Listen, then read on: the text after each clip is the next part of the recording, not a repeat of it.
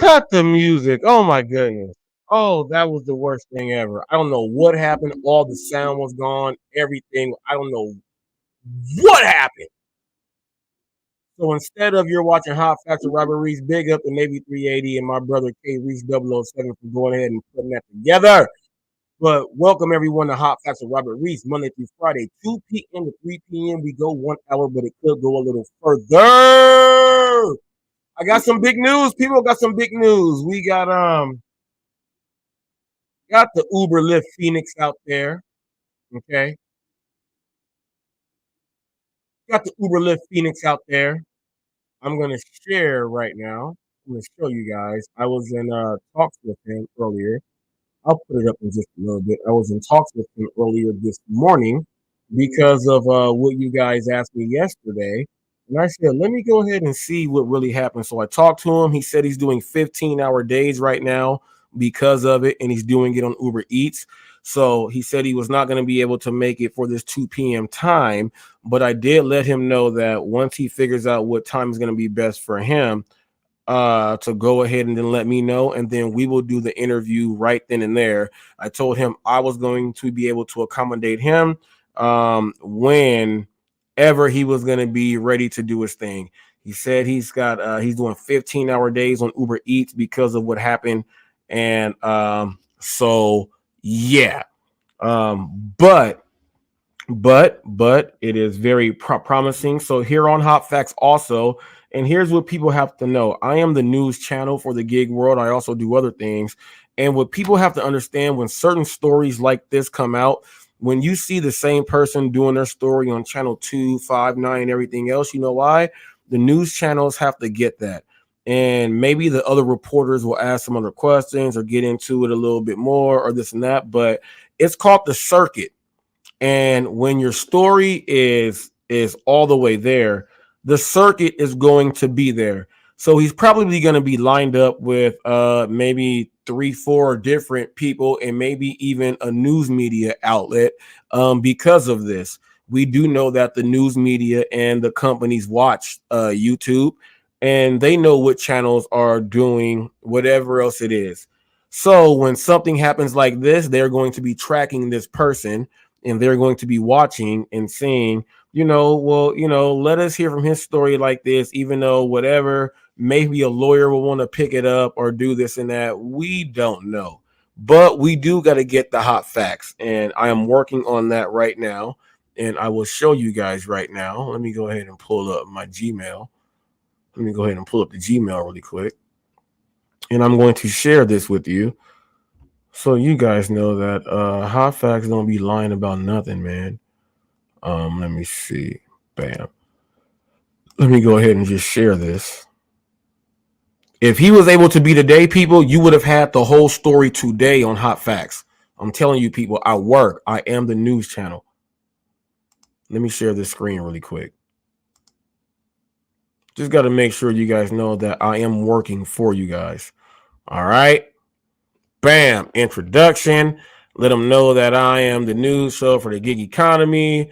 Told them that I was asked a question on my show about your situation. I would love to have you on my show today. I can't do it today. Still haven't had proper sleep since this has happened. Okay, so people, you do see we are going through, and then if you go ahead and check, I did not click on because there's more there. Everything else is not meant for everyone, but also on his actual channel, we shared some comments and things there. But this is the behind the scenes thing, and he will be appearing on Hot Facts because really, if the gig world really wants to unite, a company holding someone $1,700 would make, I don't care what, no tip, no trip. I don't care what this, I don't care what that, I don't care what anything. This is when most people will want to unite and hear and really get some real good feedback from what's going on from the person. Then we can actually figure out, dang, they are going to deactivate you for all this other stuff too. We can figure out how we can fix and correct the game. He is not done with gig work. He's doing 15-hour days on Uber Eats. And so that's in one of the correspondence there. So that interview will be happening. Hopefully, man, I'm gonna be working on it every day. So maybe tonight, maybe today is gone. He gets off and mails me, and then I come back later on tonight with the interview. But I'm gonna be working on this every single day because this is the biggest news in the gig world. Forget about everything else. This is the biggest news. I am working on this one. Now it needs to be heard all over. It needs to be heard all over. And we do know that here on Hot Facts, we have mayors and politicians that tune on in because they love to watch my stuff and all of that. And maybe they can correct some things in their states. And they say, well, we can't let this happen in our state. And what can we do to fix this before it happens? And maybe things like that can happen. That's why interviews, when something like this happens, are very important. When it's really having to do with getting a real strong message out. This is when you show your news channel, people. This is Hot Facts, and I am the news channel. All right. Yes, yes, yes. I'm going to get into something before I get into the other gig news that I'm going to get into. I want to talk about people and channels. And I want everyone to understand that everyone has a YouTube. When you create your Google account, when you decide to put a video up, that's when you put one up. But social media, all right, people, you got to understand that if you're doing something, let's say on YouTube, and you're like, no one's watching my stuff, but then you say, hey, let me download this, I'm going to throw it on Facebook. You're going to see different numbers because there's certain people that watch that. If you do the hashtags and all of that on Facebook, you see way more millions and millions of people that watch over what they do here on YouTube. When you go over to Instagram and do that, you will see the same thing. When you go to TikTok and do that, you will see the same thing. When you go to LinkedIn, when you go to all of these other sites, you will see that the number of people that look up that same exact hashtag, it just expands all the way out there, which means more people are going to watch some of the stuff out there. Now, we get people that get stuck in their own little groove. Like, man, I'm just stuck here. This is why, people, whatever your social media is, you do it for you. If you don't have a game plan and you're just throwing stuff up, then that's what you're doing. It's going to be very, very tough. We know that Hot Facts with Robert Reese is the exact same name on every single platform. It's the exact same name on every single platform. Videos, lives, everything, because not everyone watches just here on YouTube. Okay, not everyone watches, and they're watching me on Facebook right now. They're watching me on Twitch right now. They're watching me on other stuff right now. You have to do that.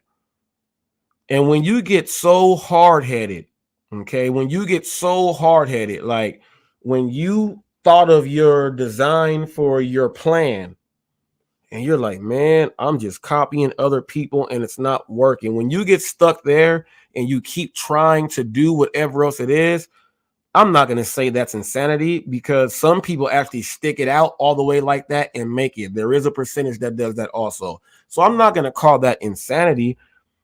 I'm just saying that you never really had a plan. You never had a plan B. You have to have a plan B.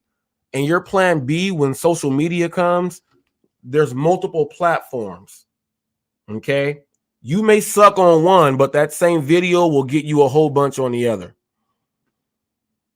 Does that mean you stop doing things on the one that you think is the best for you? No, but you got to start transitioning your material over to where you are getting more of a response. The monetization thing is going to be different over there. It's not the same as over here. It's not a one size fits all. That's not what it is. You got to figure out what you are putting out there and what type of feedback you are getting, and throw it out there on all of the other stuff that's out there. And then you'll know, man, you know what? This is actually going good. You know what? I need someone else to work with me now. I'm going to need a cameraman now, because now I'm going to be going out places and someone has to film me do some things instead of me doing it for myself. You got to start thinking about stuff like that, thinking outside the box with questions and ways to interact with people. And then you have to understand that social media and certain platforms, the more you interact with the people and how you do it, they actually watch more, which is why you see on YouTube, you'll see a lot of videos that say TikTok on the thing, because they put it on TikTok first. Then and you'll see that spread on out, because that's where they start viewing it first. They're treating YouTube as like, nah, it's not going to work like that. You're not going to get as many views. You got to work a little bit harder on YouTube. And yes, you do. You know why you have to work a little bit harder on YouTube? Is because you go live on YouTube. You can put videos up all you want. You can put your shorts up. You got shorts, reels, and everything else on all the other platforms. Shorts and reels are the exact same thing. But going live, and how I use StreamYard, and thousands and millions of other people use StreamYard, and then there's other competitors out there with similar programs where you can stream on multiple platforms at one time. You have all that stuff going on, but what this does is, man, it allows you to go to the platforms where they accept the live, where they accept the real live. You get to go to platforms like that. That's where the YouTube is a little bit harder, which is why people are all doing the TikTok. They're making grown men in prison dance to be on TikTok. And I'm like, wow, TikTok, they made grown dudes in jail dance and everything. I'm not doing that. And you can't go live like that. You got to get all these people that want you to be Bahoon the Fool to do all that stuff just to go live on TikTok. I'm not doing that. Not putting no dress on me. Not putting no dress on me. Facebook, okay, and Instagram pretty much work hand in hand. Get yourself like 100K views on Facebook in 30 days. And they make it for the reels, not for the actual channel in your videos. It's from the reels. They're focusing on the reels, which is why YouTube is switching it up to say we're going to start focusing on the reels now. The reels are bringing in more viewers because more people only want to watch from 5 to 16 seconds to maybe a full minute. But on Facebook, your reels have to be 30 seconds or less. Okay. On Instagram, you can have a 2-minute and 3-second clip and people will watch that. And that counts as a reel. That counts as a reel. Okay, that counts as a reel. So they are focusing on the reels. Okay. But going live is not just saying, hey, let me just click this thing and just go live. No. We all know that people stream, they have Fire Sticks, and they like to watch all over. Do you know why Fire Sticks and everything else, devices like that, where you can watch anything you want, like they work so well? Is because everyone thinks about a whole bunch of other things. And when you can watch something and find something, you'll watch. So when you go live, you not only have to not just say, hey, I'm going live. You got to have something that's interesting. Okay. You got to talk about something. You got to be able to have a little bit of drama in the action. You got to have some times when you are being sincere. You got to have times to where you are putting your foot down, and you have to do it in the whole concept of a show because you are actually going live. That's what it is. We get people that are stuck in places in certain social media outlets, and they get stuck and they will not listen to anyone to save their own world at all. So my message right now, which is why I brought this up, Don't just use one social media outlet when especially if the one you were using is stuck. Try just putting your videos up over in other places and see how they respond to them there. That'll get you out of your rut. That'll get your mind going a little bit more. All right. You'll get your mind going a little bit more. You'll get a little bit more creative and you'll get those juices back. The last thing you want to do is lose the juice. I let the ooze trickle down my lip until it hits the mic cord. That's what I do. And then I tell everybody that you better be fair warned because I'm not playing. That keeps the juices flowing right there. You got to go ahead and get out of these ruts. And I just had to say it. I was watching the live and someone had every excuse in the game and then trying to say certain things when other people that use the platforms to stream on the other things, he's telling them that no, you cannot do this. And I'm sitting there like, wow. So I'm sitting there like, no, let me tell him. And I'm typing in and letting him know like, yes, you can. And I'm telling him how so that he knows how. Because the last thing I want to do was let someone who is saying you can't do certain things on social media not even want to go ahead and go with the other options to help themselves. So I was typing in and letting them know everything. You can do this. And I said, hey, I'm going to go live. And then I'm going to let them see right now. Okay. This is on Facebook. Okay. Technical difficulties. Be right back. All right. Where's my Twitch? Is Twitch up there? Let me see. I'll be able to see. Let me do like this. Let me put a link up and then it'll let me see where it is. Let me see. No, let me see. Paste. Let me see. Did it go? Okay. So here, look. See Twitch. Now, a big question was you cannot pin comments on StreamYard.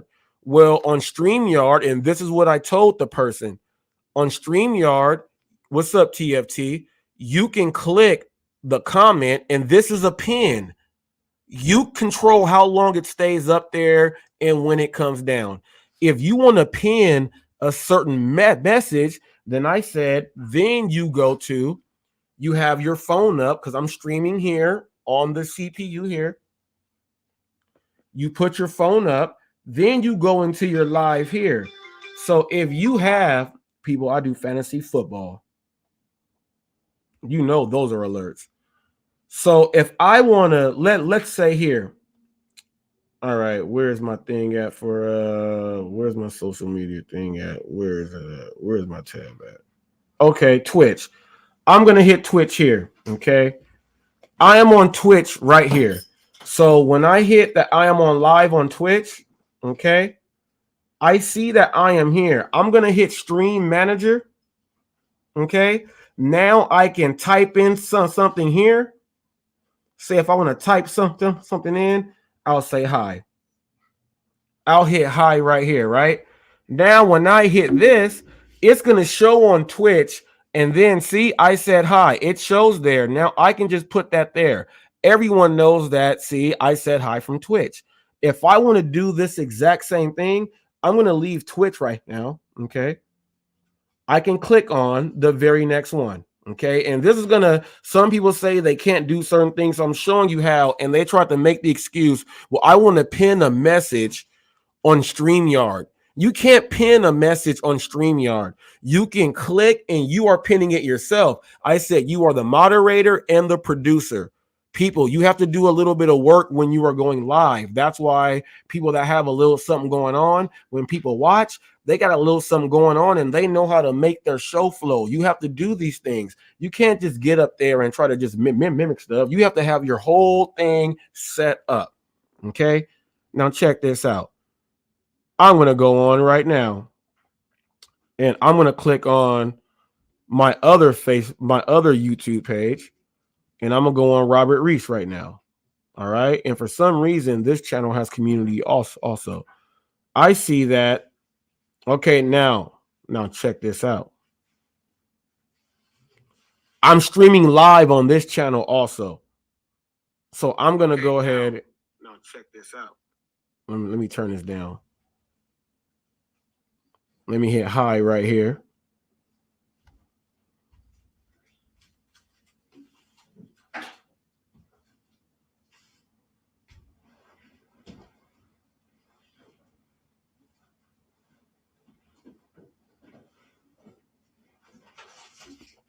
You guys see high right there. That came from Robert Reese. That's me. People, look, that's the cover of my other channel that has. You want to see you want to discover hot facts and get in detail, click on that channel. You'll learn a whole lot more about me. See, I can put this up here. Now, while I am over here in this chat, I can post anything up inside there and pin it there. That's how you have to do it, which is why on StreamYard you have admins. You have someone that can look at things, someone that can post things up while you are speaking and running your live show. You can have co-hosts that don't have the ability to do those things. You can have someone that sits there and all they do is sound and ad libs. They can do things like that. You can have a whole complete team built under you under StreamYard, so you don't have to do all of that. But if you want people, if your main thing is I don't use these things because I cannot pin on StreamYard, then you should not be doing this altogether. You are wasting your time. You should be building and developing your show. This is a business here, and it starts from the ground up. You just can't say I'm going live and then that's just what it is. And I just expect to get all of this other stuff. It just doesn't work like that. You got to work for it. And when you get StreamYard, he said purchasing using the $50 a month, that gets you multiple camera angles. That gets, if someone is on, they can have and they can adjust their individual mics themselves, which means they can be wherever they are and adjust their mics themselves. That is so beneficial because of the reverb and everything else that can come back from wherever they are. They could have too much echo going on wherever they are. You need that.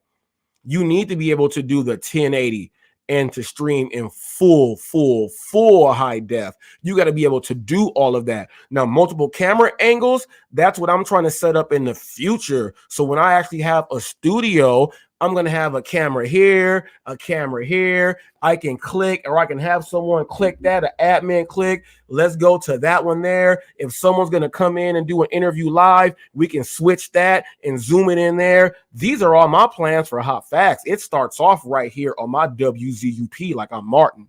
This is my WZUP. What's up? This is my WZUP. But this is how you got to take it when you're going live. And I just wanted to say that for everyone that's making excuses and saying, well, I can't do this and I can't do that and all this other stuff. Well, one of my moderators, please get rid of that there. There's someone in here dropping spam bombs. No spam bombs in here. Will one of my moderators please get rid of that? Thank you very, very much. Okay. What we will get into now, gonna get into some of this gig news right now. Let me see if this video pops up, because there's an investigation, people. There was a delivery driver who was found dead after a suspected dog attack. Dead, okay, in Missouri. Let's go ahead and see if this video pops up. I want to get it right here. Let me see. Let me see this right here. Let me see if it'll pop up. It's a Channel 4 News. I don't want to go to the YouTube. I just want to see how fast it pops up here, because then I got to go straight to the YouTube. I'll let this thing do its thing. Let me see. You know what? I'll just do it like this. Might just be way faster.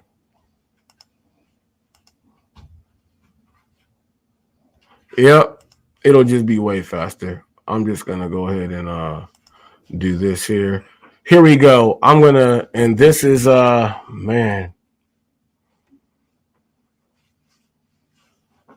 I want the most detail on this one. We'll go with actually, we'll do the Inside Edition version. but they might get me. They might get me for Inside Edition always gets me for putting up their stuff. So what I'm going to do is I'm going to go with ABC because they never get me. All right, let's go to ABC.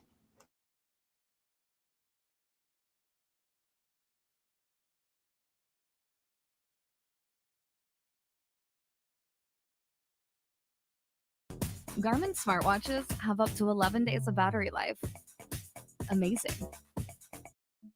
An Amazon worker has been found dead in a yard after a suspected mauling by two dogs, according to KMBC. Authorities responded to calls about a truck that had been parked in front of a residence in Excelsior Springs, Missouri for several hours. Police found the body of the driver in the yard along with two dogs on the property, according to KMBC. An initial investigation revealed that animal bites were a factor in the Amazon worker's death, according to police. Bray County Sheriff Scott Childers says the responding deputy shot and killed both the dogs.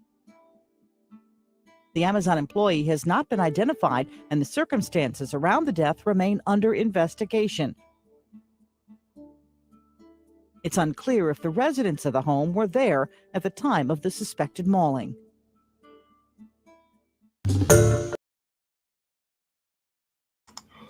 Now, imagine this. It was an Amazon delivery, so it was not food. It was nothing that smelled like it was good because if it was food, delivery dude is dropping that food and those dogs are going straight for the food. Now, we don't know if the home had actual guard and attack dogs and they gave the word when the dogs, when they left and the dogs were on attack. They were on guard. We don't know. We don't know if the delivery driver went up to the yard and start teasing the animals. What if he was teasing the dogs and then thought that the dogs weren't going to do anything and then he gets mauled? We don't know. The police went in there and put the dogs down, which typically that's what they're going to do. And that's the right protocol when you see the bite marks, because they don't know if those dogs are rabid. They don't know anything or anything else like that. Oh, I see my boy Nitro. I see Revolution. So people, you already know when you watching Hot Facts with Robert Reese, Nitro gets an introduction. Here we go. People of all over, boys and girls, men and women, we have someone sitting in the section where they do the righteous talk. He is a man that walks with his chest high and his hands on the prize. This is a man that can go anywhere you want him to. He can fight, he can talk, and he can really fix things. And all I'm saying is he can really fix things. This man needs no further introduction. He is the king of the RC world. If you have never heard of Nitro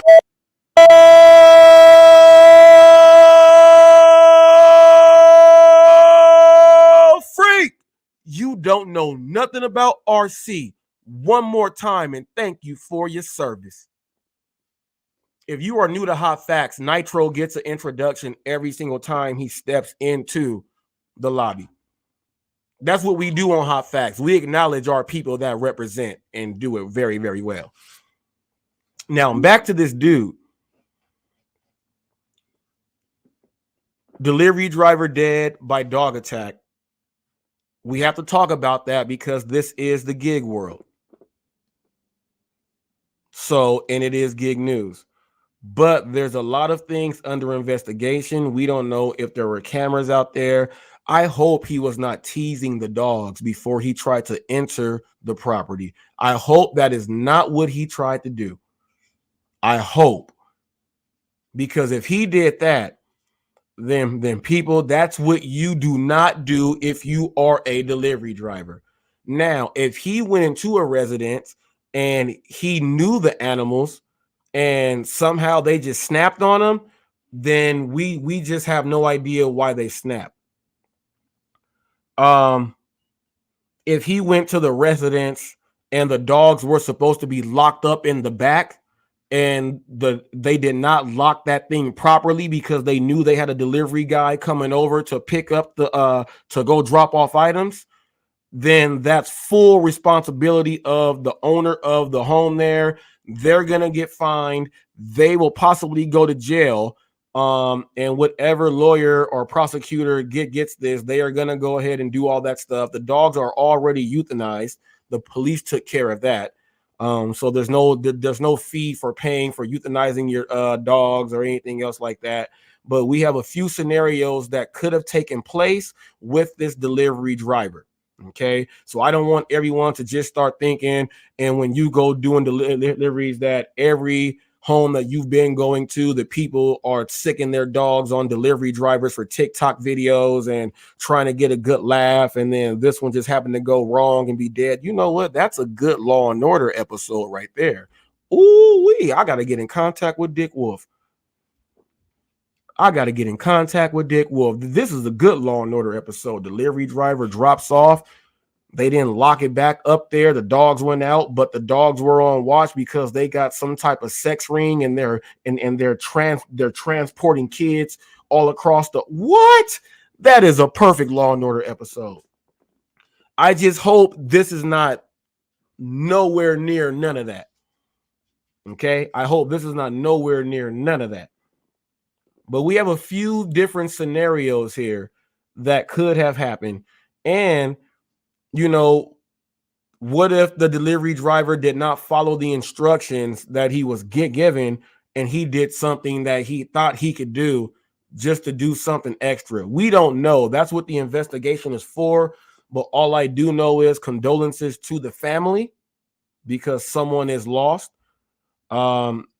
He was an employee at a facility, so he will be lost. You have friends at your facilities where you work. You build relationships, and you have like a little family bond at wherever you work. That does go on. So condolences to everyone else that has felt anything from this right now. And because he is a delivery driver and he was out there doing his thing, I don't know what happened, but we will go ahead and do the old school WWF 10 bell salute. Let's go ahead and give a moment of silence right here for that delivery driver.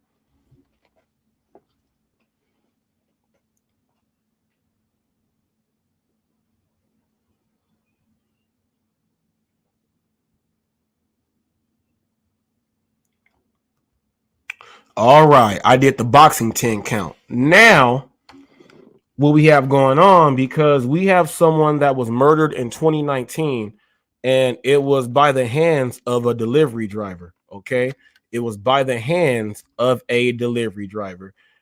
And let me see. Let me go back right here. We're gonna go and read this one right here. And you know what? Maybe. So I don't want to read all of this. I'm sorry. Sometimes I want to do all the things like they do on TV, but sometimes I just don't want to read all of that. I'm sorry, y'all. Let me see if I can type it up on YouTube first. I'm sorry. Let me see.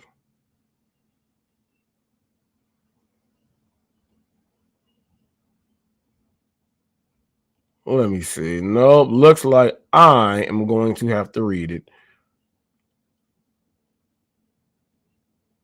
Okay. Yep. I just got to read it. So, people, we are going to share the screen.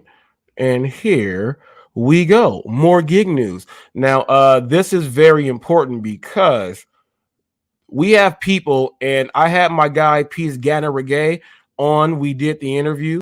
It was his second time on.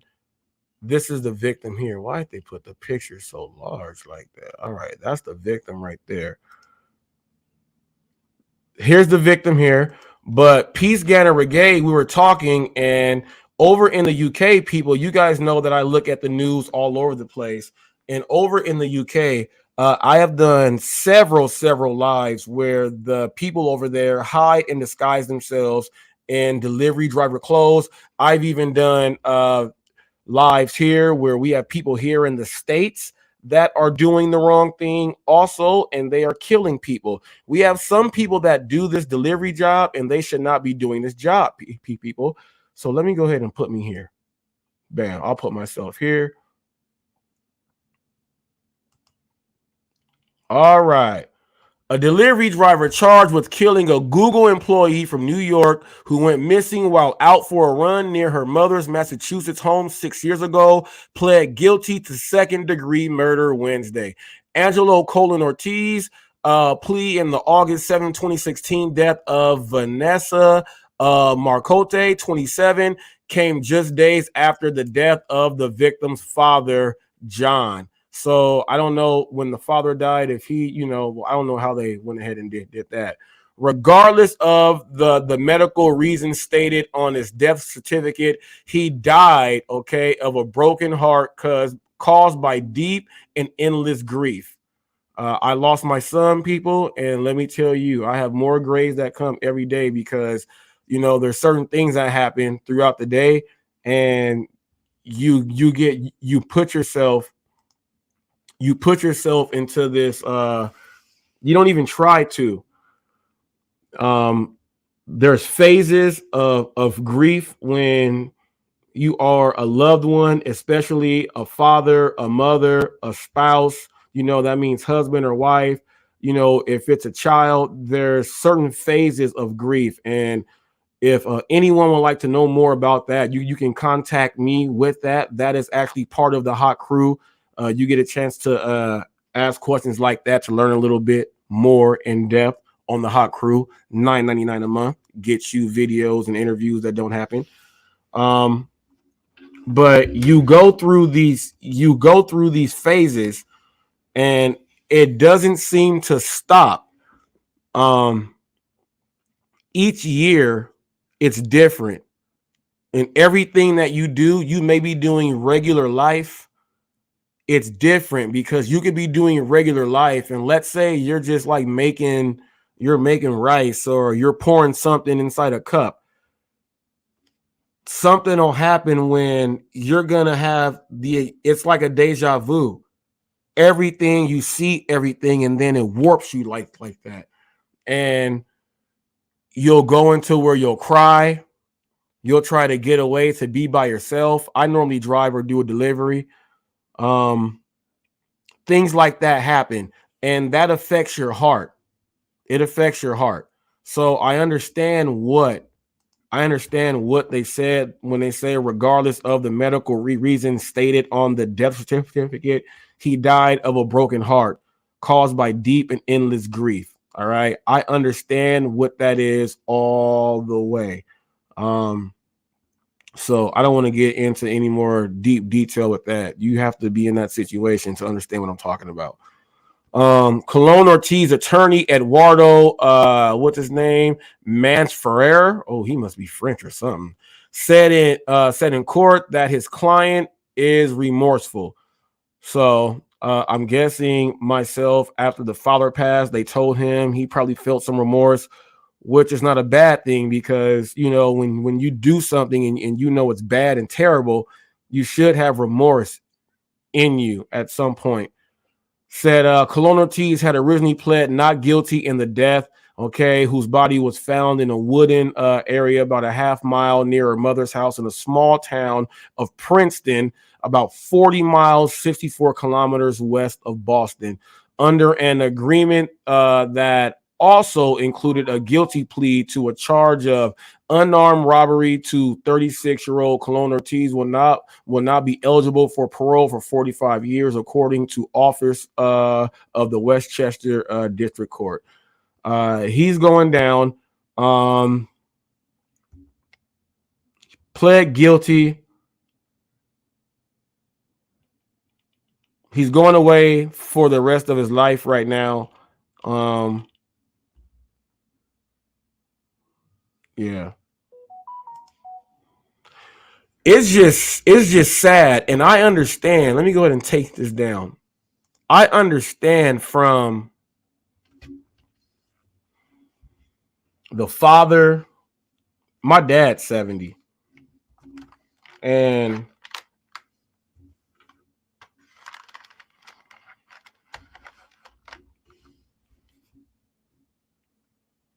I can fully understand. He may have had maybe like, who knows how many years left. But I know that a lot of those years were taken away because,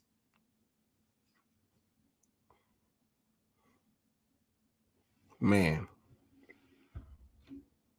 I'm telling you, when you have a child and then that could have been daddy's girl, what if there's like 4 boys and that's the only girl? Could you imagine that as a dad? I'm thinking about it. I lost a son. And I'm like,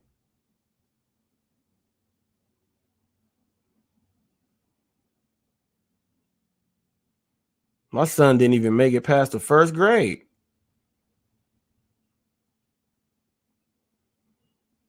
And he's a boy. So I'm just imagining, you have no idea when I take my daughter to school every single morning. And she gets out and I do the same sprinkle that I've done with all my kids. They give me a sprinkle. I say I love you, and they go to school. And my daughter is pretty much the same age as when Trey was.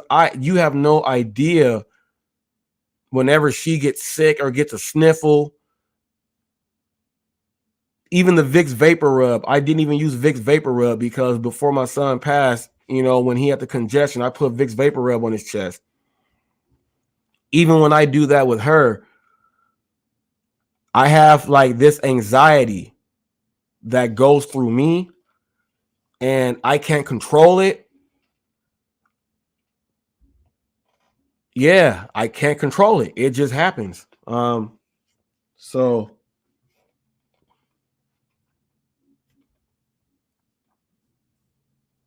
the father did pass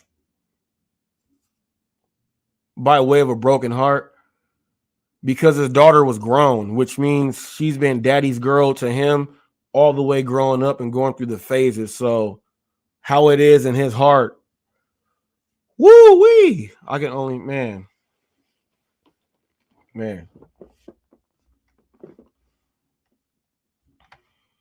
I'm glad that dude changed his plea.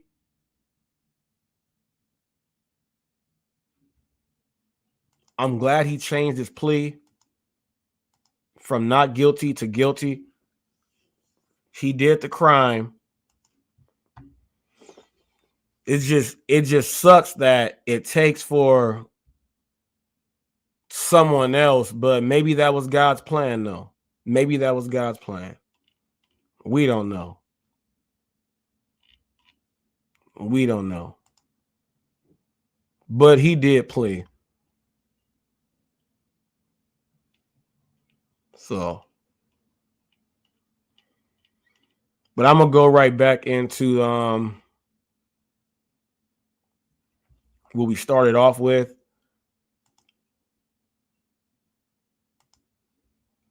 Man, she was.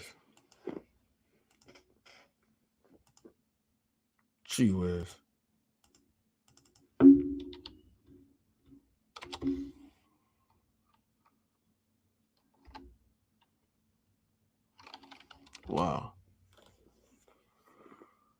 All right, Uber Lyft Phoenix. All right, people. So we all do know, the man was deactivated. I was in talk with him earlier. This is for people that are just tuning in right now. I was in talks with him this morning because I was asked on yesterday's show from Ricky Knight and Cody, Alaska Gigs and Gear US, about the situation. So I knew I saw like a small clip, but I didn't really hear much because I was driving and I was doing other things. So I reached out to him this morning and was trying to set up something for today. He let me know that he's doing 15-hour shifts because of what happened on Uber Eats. Did my introduction to the man. And so We're going to try to figure out when we can get it done ASAP. We do know I do a news show every single day, people. An interview can happen whenever it can. Hopefully, I can get him when he gets off work from doing his 15-hour shift or whatever else it is, because I feel this news has to get out there and everything else like that. So hopefully we get that done within the next day or two. So within the next day or two, hopefully. These kids are hilarious. My dogs, I say my kids, it's my dogs. It's my dogs. So hopefully we get something done within the next couple days. And he's gonna be running the circuit pretty much, because there's a lot of people very, very interested. Give me one quick second.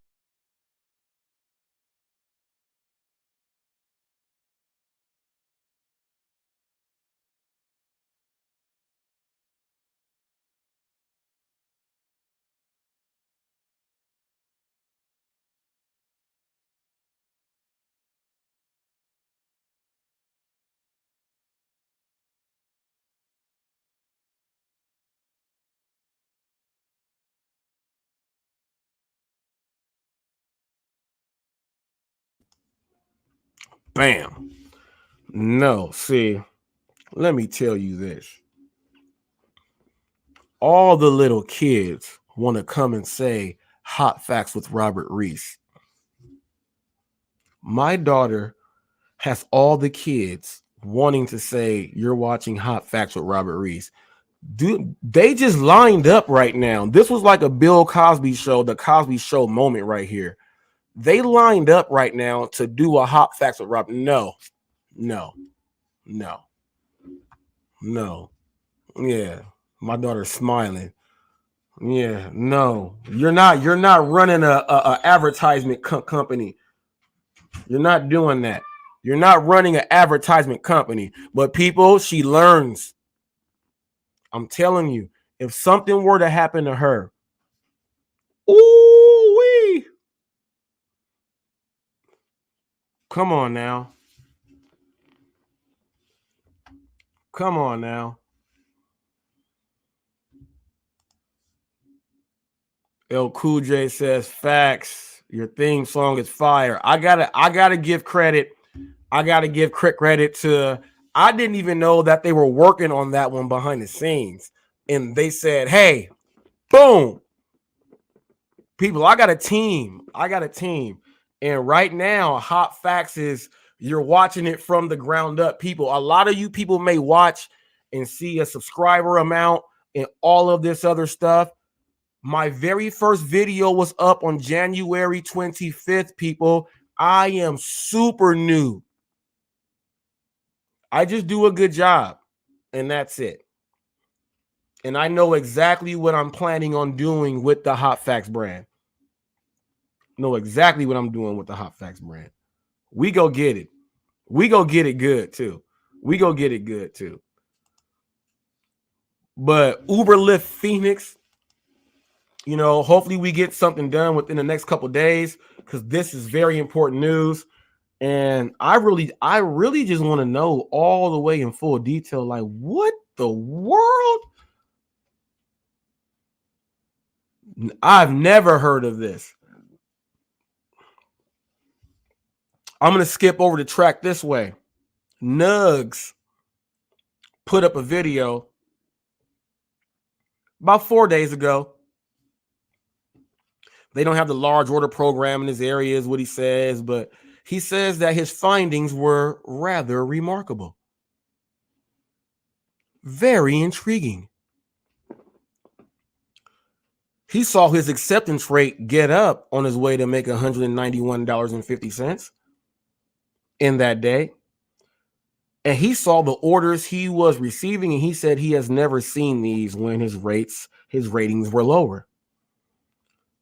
He said he's starting to think about this a little bit more, because once he got to 70%, he said this is a total change. He said they don't have the LOP wherever he is. And by the way of the houses on how they look, looks like they are out in a rural area. But your mighty Nugs has also agreed that your acceptance rate in the orders that you are going to be getting right now is very important. Go ahead and check the video out. He didn't have as many viewers on that video as he normally does. Why? Because he was telling people to accept orders and they're still fighting against it. But this is the way the game is played right now. This is the game that they are putting there. And it's not for all the other apps because we all know your ratings. We already know. But for DoorDash, this is the cards that the corporation is playing for the independent contractors who are trying to not independent contract. These are the rules they put in place so that people can show. And when you have people putting up videos who have 40-something thousand subscribers and they are telling everything that you hear on Hot Facts, when he called me clickbait and put me in completely deceptive category, people, that was all media right there.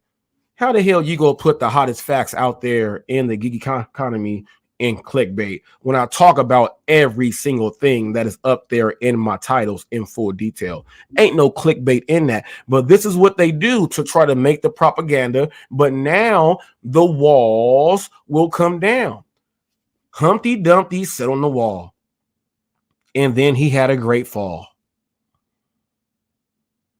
It came to where all the king's horses and all the king men could not put Humpty Dumpty back together again. You know why? Because the times changed. His fat ass self can't get on that wall no more. They got a different wall. The wall comes out. You got to grab and climb the wall for real. But his egg thing can't have him do all that. He's got to fall down. The ones who are going to adapt are going to grow longer arms. Their shell might do a little indent here to make it so that they can climb the wall because they have to learn as they go. Darwinism.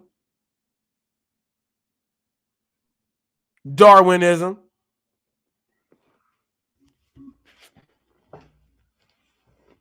This is how every company works, even if you are a W-2 or not. This is how every single one works. Someone new comes in, new management team, they come in, they change up things. You either adapt, get fired, or quit. This is how it goes every single place. This is how it goes. Right now, we are in the realm where they want you to accept more because they've been losing more. The whole pandemic, like damn near the pandemic, they start losing a lot. They start losing a lot. They can't keep letting that happen. And that happened by drivers getting way too greedy, starting the no tip, no trip, or the no go, whatever it was before no tip, no trip. That was back before Pedro came. He adopted that and went and took it. But they had another phrase for it before then, people. This is Hot Facts. Drivers start getting greedy. I'm not doing this and that. But they weren't driving before like me. 4 years before that. They weren't driving back then like me. And the companies know. They let it see if it was going to die down and then went and got rampant. So then they start putting in other programs, and this is DoorDash because all the other apps have been the same. We make our money there. It is very, very more. It's better than DoorDash. DoorDash start adding in other programs and all type of other things to separate drivers. It's gotten to the point to where now they have drivers so mad that they are getting these ridiculous orders, but that's their fault. They're going to make you quit. They're going to make you quit. How you don't quit is this. You get on the pizza program, the LOPs, and all of those other ones. Whenever they say we're going to test something out in your area, you sign up for it to benefit. So it shows that you participated in something. So an algorithm just don't boot you for no reason. These are hot facts. This is what DoorDash did. And they're doing it to try to keep up with the other companies who don't have to do all of this.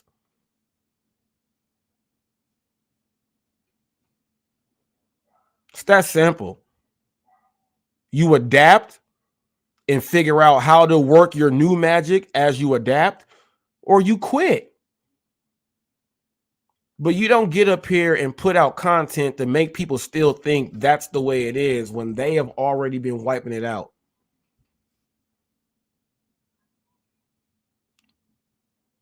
You know what I mean? It's like Thanos did the snap. You see everyone deteriorating. You see you about to deteriorate. But you like, man, you about to get ate up. You didn't do it before. Vincent De Leon, hello. You have to adapt, people. And adapting is not easy. It's very challenging because you have to figure out your comfort zone in the adaptation. If you cannot figure out your comfort zone in the adaptation, you will be aggravated, irritated, and mad. And no one wants to be aggravated, irritated, and mad.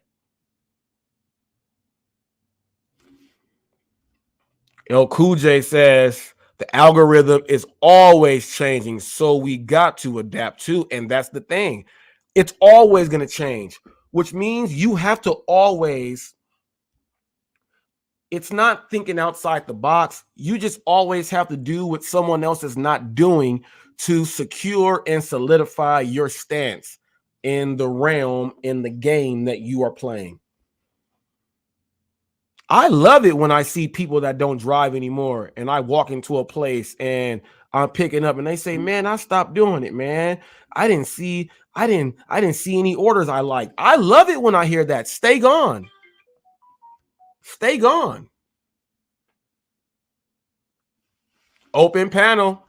Vincent De Leon, hit the link. Hit the link.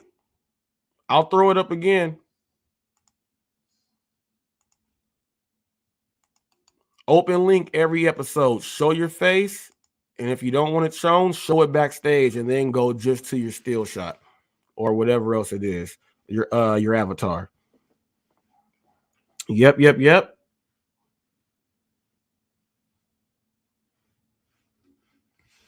Let them know, TFT. TFT is my deputy. He said if the link gets up, it's open. The only time, people, the link is not open, I'll go ahead and say, or I don't even put it up. It's up there. It's up there. But people, the adaptation phase is so, it's tricky also. Because you question yourself in the adaptation phase, the adaptation phase. You think you're going to diminish and lose something. You will lose things. It will be the things that you did not need to begin with. The things you were holding on to. You got to let go of some of those things. That's the way it works.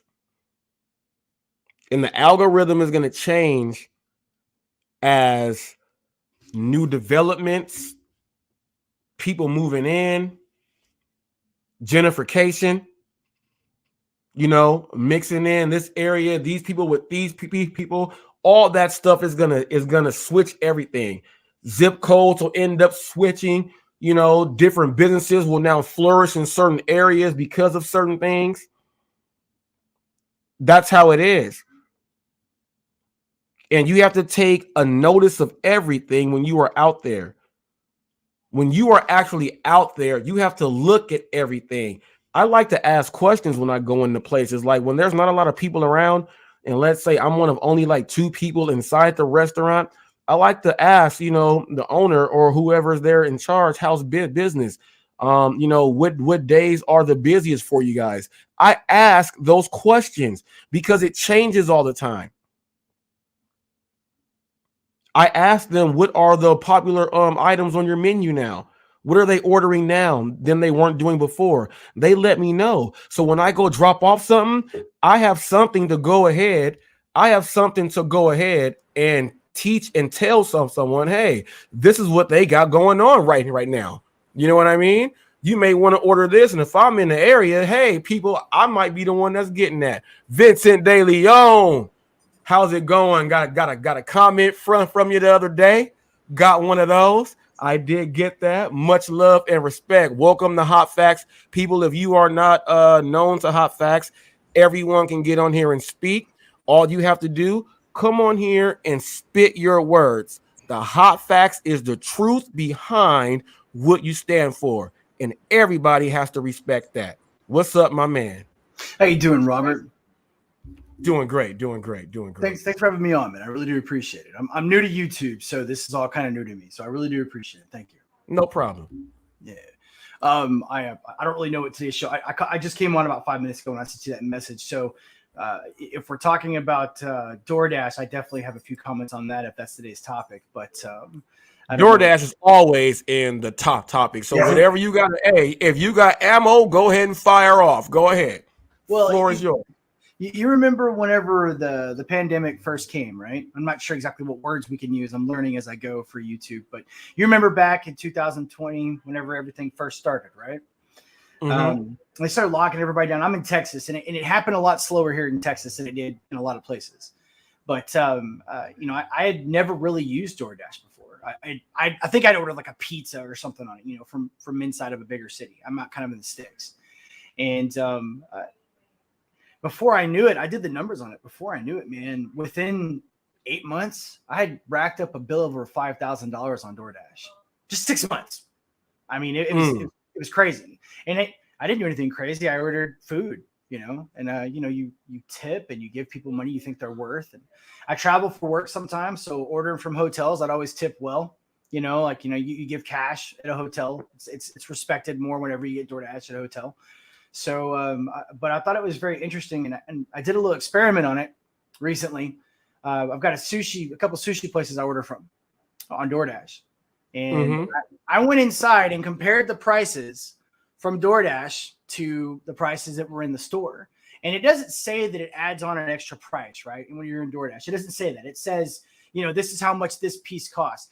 And in most cases, it was at least a 15%. In the most extreme cases, it was a 40% difference in the cost of buying it on DoorDash versus buying it in the store. Okay. Right. And this doesn't include tip. This doesn't include delivery fee. This doesn't include automatic incurred charges that they have on DoorDash. This is on the individual price per item. So correct. You're automatically spending more, even though they don't tell you. It's technically not false advertisement. But it is a little shady, considering the facts. I mean, you're like, for instance, everybody knows what a California roll is. Everyone does. Right. I mean, anyone that's ever eaten sushi knows what a California roll is. And, on the app, it was like $7. I'm like, what the fuck is a California roll $7, man? Okay. You go inside, it's like $4.95.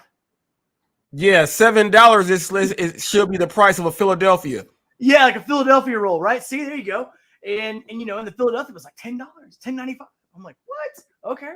You go in the store, it's like $7.95. It's like, okay, well, but they're doing it. They check out the prices. And I mean, but I don't know. I've only seen a couple of your videos so far, but you do talk a lot about a lot of things that are going on right now. And it's of my opinion, and from the statistical data that I have been doing research on for the last 2.5 years, ever since this whole thing started, you will own nothing and you will be happy for it type situation. So if they wanted us inside, they wanted us stuck, and they wanted us not being able to go places, and basically depending on them, the government specifically, to be able to get food, water, supplies, that was a perfect transition. It was almost like a test run in a way. I mean, right. If you look at it from a certain perspective, right? That's the perspective that I looked at it as. This is what they are doing to see how they can, and yeah, go ahead. Keep going. So, and hey, stop me if you've heard this joke, right? So I got to thinking, because the first 4 weeks, I studied viruses in high school, but I was just a high school kid, stupid kid. I was in the stupid class because of a chick that I liked. It was, a biology AP, whatever. And I remember the little information I learned from viruses. So the first 4 weeks of the pandemic, I sprayed everything with alcohol. I used Lysol and everything. I wiped everything down, did what I was supposed to do, right? Wore my mask, had the gloves on. And I had to keep working. I had to go places. I had to travel. For my job, I have to leave the house. I can't stay home. Okay. Mm-hmm. So, and I did what I was supposed to do. But then I started noticing something. I started noticing the stats around the world didn't make sense at all whatsoever. There's a pattern in everything. Everything has a pattern, no matter what it is. Okay. Unless someone is on purposely or specifically trying to not have one. Okay. Patterns exist in nature. They exist everywhere. So I was trying to compare the biggest cities in the world. Like, remember Italy and Spain? They were some of the worst hit. Remember? The worst. Yeah. All right. Well, terrible. Horrible. So if we're using that logic, okay, the compact logic, right? People being shoved together, pushed around. Why didn't the homeless people in San Francisco get shoveled out in big dump trucks? I mean, they live in clusters, right? That's the number one homeless population in the entire United States of America is San Francisco. There's no other place that has more homeless people. So and then we got Skid Row down here, and then we have Skid Row down here. Yeah. So I mean, so I started doing the numbers on the homeless, and then they came out with. And I know we have to be careful what we say, so let's just go through some of the basics. Supposedly, at the beginning, they were telling us that it specifically targeted people with underlying health conditions, correct? Correct. Well, what the fuck is the homeless? They're drug addicts. They have mental disorders. They have most of them have a heart condition because they live outside and they're alcoholics. I would call those 3 underlying health conditions, wouldn't you? Correct. So it's not like they were walking around wearing masks, the homeless at first, right? So if it did what it said it did in Spain and Italy, which they showed us, and remember they used to have the ticker.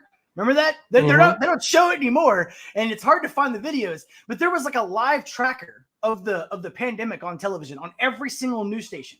To keep it was like you were watching sports. It was like you were watching sports scores. Okay, so and it was like America's so bad, and then we found out later that the related deaths were a factor, but. So if it was so infectious and it was so deadly and it was so bad for everyone, right? Well, okay, if we use their own logic against them, then why didn't we have what were they saying? I think they were saying the infection rate at first was about 4%. So of the people that were getting infected, 4% of them were dying. Something like that. I forget what it's called. It has a specific name. But the people that get infected that die, they were saying 4%. Well, at that time, we had something in the neighborhood of, I think it was 1.9 homeless. I know we have more homeless now, but at that point, we had 1.9 homeless, million. And so if we just go off of that ratio, and they said it had I think it was an 81% infection rate, right? So 81%, let's just round up to 2 million. What's 8% of 2 million? 1.8, right? Yeah. So what's 4% of 1.8 million? It's a lot of fucking people, dude. Yeah, that's a lot of people. That's a lot of people. Okay. So if the 4% was the kill ratio for the infection rate, where's all the dead homeless? I mean, we're not talking about a dozen homeless. Okay. We're talking about so many homeless people that you would have to use dump trucks to carry them out in body bags. We would run out of body bags. That's how many homeless people would have died. Right. Okay. Right. Well, the whole thing was to get people to stay indoors, man. It's new business practices to figure out how we can make the economy grow back. How much money can we put back? What companies are going to be able to get the most money in? And how can we create jobs based off of all of that? That's pretty much what the case study was. And how can they do it? You have to use something medical or something that's a disaster to force people to do something, because we all just will not do it just to do a study. You know what I mean? No, I know exactly what you mean. We were scared. I mean, and rightly so. I mean, I'm not pointing fingers at the population. I mean, the average person, I call it the 85% rule.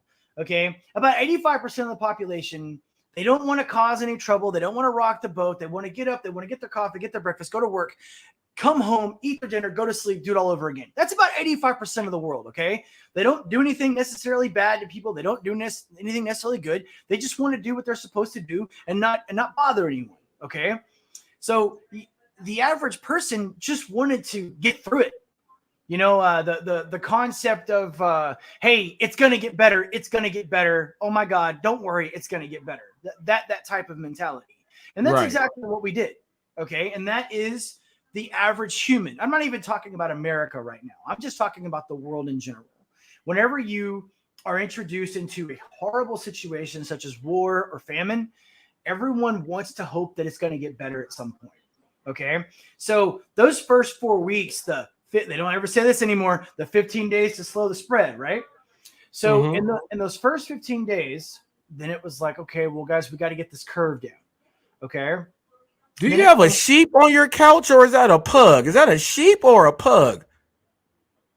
The animal in the back. What is that? No, that is a Faline Papillon.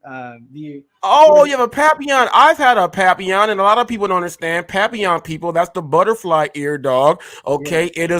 It is the smallest dog in the Spaniel family. People, it goes from the Papillon. You'll get that King Charles Cavalier right there. You'll get up to the Cocker. Then you'll get the Springer. People, don't let me go into my dogs. People, I'm gonna stop right there.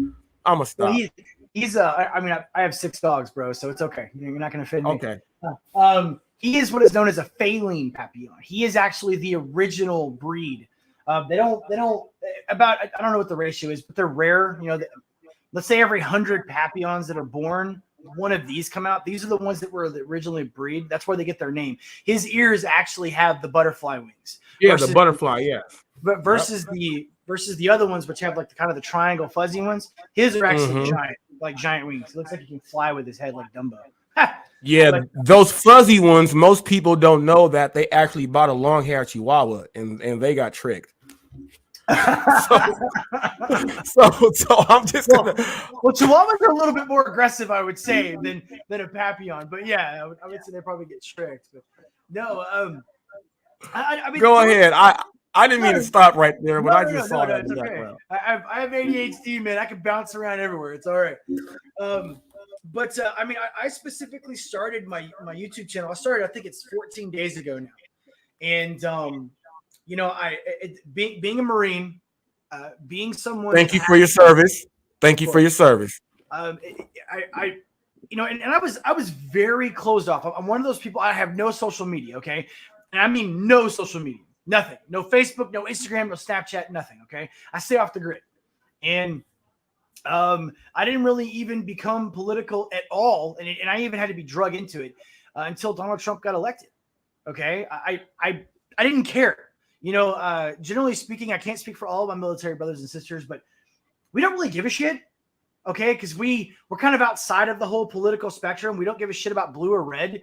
We just care about the Constitution and the flag. That's pretty much all we give a shit about. Okay. And so when he became president, we all kind of got forced to it. Everyone did. You know, it was shoved down our throats every single day. CNN, MSNBC, Don Lemon, you know, up there on the screen saying all the horrible things that he was saying, whatnot. You know, so obviously, you know, all of us had to see it in some way, shape, or fashion. And I started noticing something that I never saw before. I started noticing, and this was before the pandemic, you know, the hatred people have for each other because of this whole cancel culture thing. This whole, if you disagree with me on one topic, you're automatically the enemy. It's like, what? Excuse me? I mean, correct me if I'm wrong, but if everybody thought exactly the same way, we wouldn't have individuality, right? Right. I mean, I'm just trying to think outside the box here. I mean, I've been kicked out of so many places in the last 8 years. Like, had the police called on me. Okay, seriously, like just because I said something that they did not agree with, and I'm in Texas, man. It's in Texas too. Now it's not everywhere. It's only in certain demographics in certain areas. But Right. the shirt, actually, that's kind of ironic. The shirt that I'm wearing right now got me in trouble inside of a store one time. This shirt right here. Okay. What's your shirt say? It's just American flag. That's all it is. That's all it is. It's just. Did someone try to say you are disgracing the American flag by having it not on the flag? Did they try to pull that crap? Nope. No. Some I don't know her name. I think it's Reed. I could be wrong on that. Correct me if I'm wrong, but it's a lady on one of the news stations. She said something about how the American flag is racist because it represents racism to a certain group of people. So therefore, we should never wear the flag and never fly it again. Something along those lines. So, and the trend now in cancel culture is that if it becomes popular, it must be condoned. That's pretty much the way cancel culture works. So, right. And it's a 511 shirt. I don't know if you know what 511 is, but it's an outfitter. Okay. And, I wear this one. I wear the blue stripe one. I've got a couple others that have different. I have one that's OD green camouflage. Gee, imagine that. A Marine wearing something that's, flag related, right? So, and I didn't know what was going on. I had no clue. I didn't know that it was being offensive. If you don't watch the news every second of every day in this 24-hour news cycle, you're not going to be able to keep up with anything. You're just let me ask you this: since you brought up the cancel culture and people, if everyone's doing it, you have to condone it. Pretty much is what's being said here. Now, you said that you have spent $5,000 on DoorDash. Okay. Now, when you have been watching my videos and watching my lives, and you might hear, people doing terrible things to customers and calling the customers wrong. And if they ask for some extra sauce or something, we're not going to do it because they're not paying us enough. And now you get these videos up and all these drivers all over the place are doing this, and it affects someone just like you who is doing the ordering. So the no tip, no trip thing, I'm pretty sure he said 14 days. He's like, what's no tip, no trip? They said that if they can't see how much it is before, they're not going to take it. You will get your food cold. That happens now. That happens. Okay. Go about it. Let me know how you feel. Speak on it. So there was this burger shop that I like to order from. It's maybe 12 miles away. I live on a stretch of road that is having major construction, so it adds about 20 minutes either way you go to whatever you're traveling on. The traffic sucks, okay? It's just really bad. So I always tip relatively good. The city that the burger shop's in is only, I think it's 11.7 miles away, okay? I tipped the driver $14 on a $22 order. I just ordered a burger and fries, okay? So my order was $22, and I tipped $14 on a $22 order. That's like 80%, 70% tip. So, and I do that on purpose. I like to take care of the people that are going to deliver for me because I don't want to get stuck in traffic. I'm paying them to get stuck in traffic. That's why I'm giving them such a large tip. And I know they're getting kickbacks, or some companies getting kickbacks from another way. So I know someone else is making money on it. I don't care. I think 3 drivers said no within an hour and a half. And then finally the restaurant just canceled the order.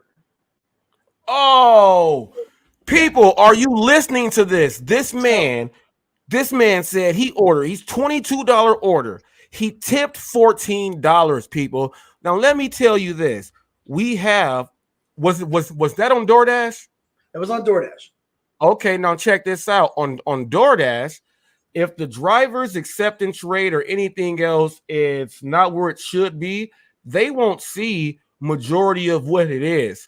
So they think it's not going to be worth anything. But that's why they get them to say, hey, accept your orders and we'll show you more. That person is someone that makes people get cold food, calls them miserable, and they do that all the time. So the drivers that did not go to get yours, they were not able to see majority of what it is.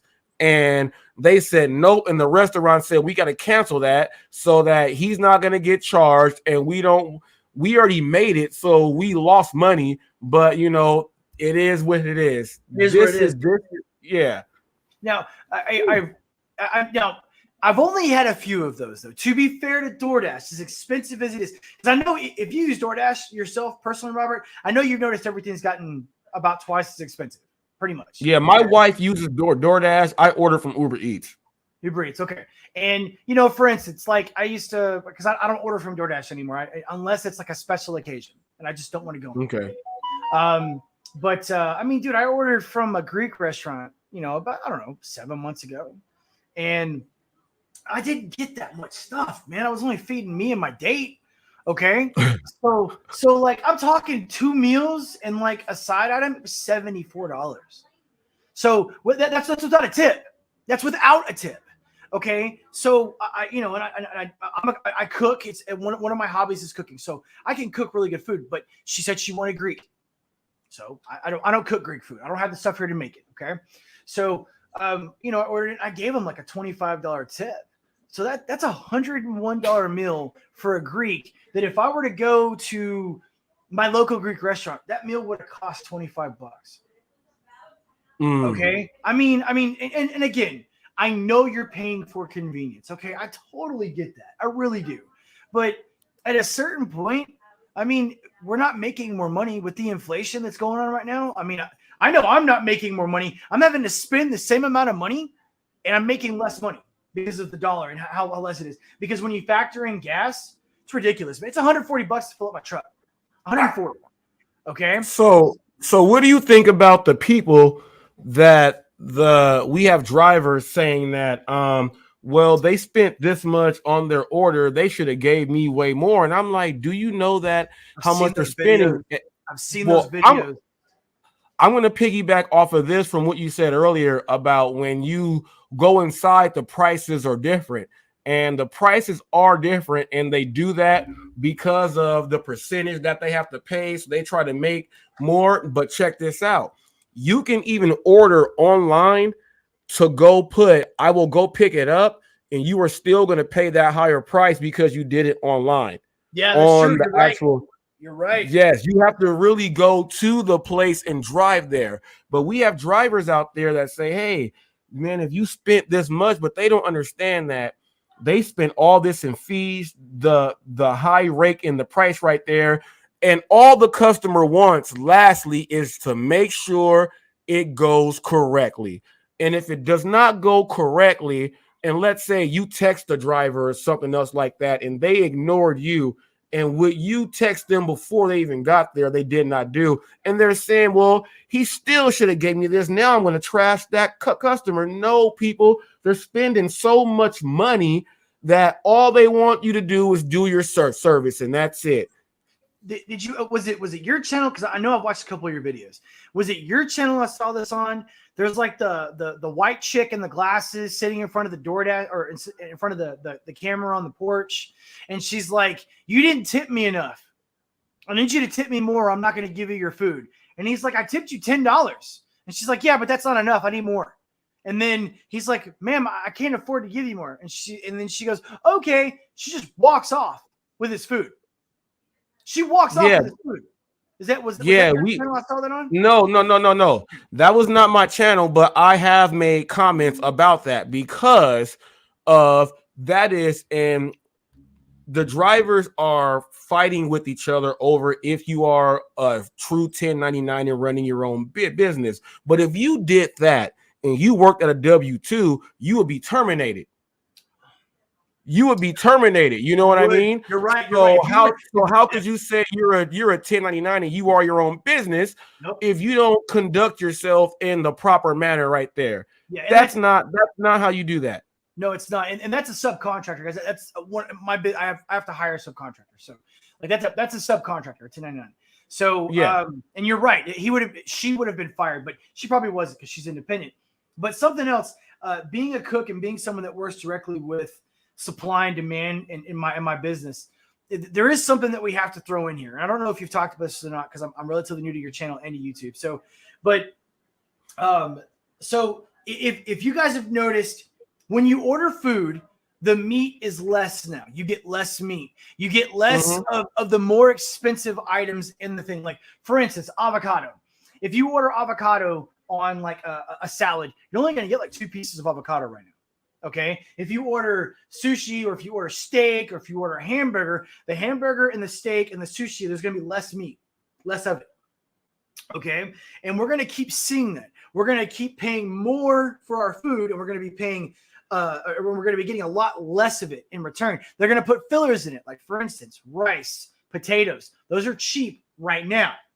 Okay. Soy. All right, soy. Now eventually it's going to get even worse. We haven't even seen how bad it's going to get yet. Remember, we got 2 more years of the Biden administration. And if they keep following the pattern that they're on, remember, everything's got a pattern. If we keep following what they're doing, like right now, the gas prices, they went up, I believe it was 27%, and now they're dropping back down. I think they dropped down about 12%. But that's because we're about to go into the November, okay? And you think it's bad now, all right? Wait until about, I want to say the first of the year. If I'm wrong on this, I'll say I'm wrong on my channel, but wait till the first of the year, okay? After New Year's, every year the same thing happens. It's kind of like a reset button for the economy, okay? We start over, people have new tactics, we create new shipping, a lot of insurance companies and a lot of distributors try to create ways to save money, blah, blah, blah, okay? There are a lot of economists right now that are saying the average gas price in the United States is going to be between $5.50 and $6.50 by the 1st on January of the year. Okay. Oh yeah. Okay. These people don't understand. Look, the 12% drop right now, and we're gonna see it drop. Maybe we're probably gonna see it drop. Maybe if it goes another 6%, that's where it's gonna be for a long while. Yeah.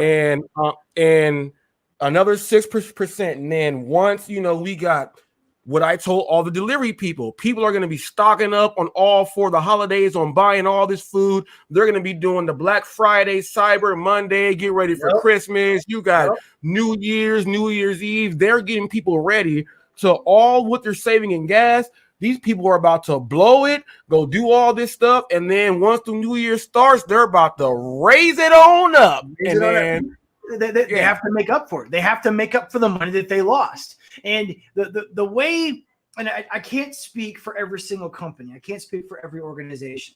But I can tell you the logic of the Biden administration right now. It makes sense to lower it, as we always do, for the holiday season. They want us on the road. They want us to go out and buy things right now. They want us to go out and spend money traveling all the way across country. They want us to go see our family. Yeah, road trips. The whole family is getting in the RV and driving 3-4 states. Yep. And because, you're going to eat bad food. I don't know if you've ever talked about this, but, why would the government not want us fat, weak, and stupid? Come on. Why? Yeah, they want us fat, weak, and stupid without any armaments. They don't want us to have a Second Amendment. It makes perfect sense if you look at it from that perspective. But I think the biggest thing we need to pay attention to this holiday season, though, is the way that they react after Christmas. Okay, now we're going to see a huge, massive thing happen the next 2 weeks. The next 2 weeks are going to be very interesting. But I'm very curious to see what we do after Christmas. Because remember, in Christmas, everyone forgets everything. Okay, we forget murderers are murderers, and we forget that people are bad people, and we go and we try to join hands and sing all the songs. We live in a nation right now that hates each other. It's crazy. We've never been more divisive in my entire life. And I speak with people all over the world. I talk to China, I talk to Australia, I talk to Thailand, I talk to a lot of different countries, okay? And it's the same over there. It's the same with the Brits. It's the same with the Scots and the Irish, Scandinavia, Canada. Dude, they're having the same issues. Everyone's having the same problems. Okay. So I'm very curious to see what happens this year for Christmas.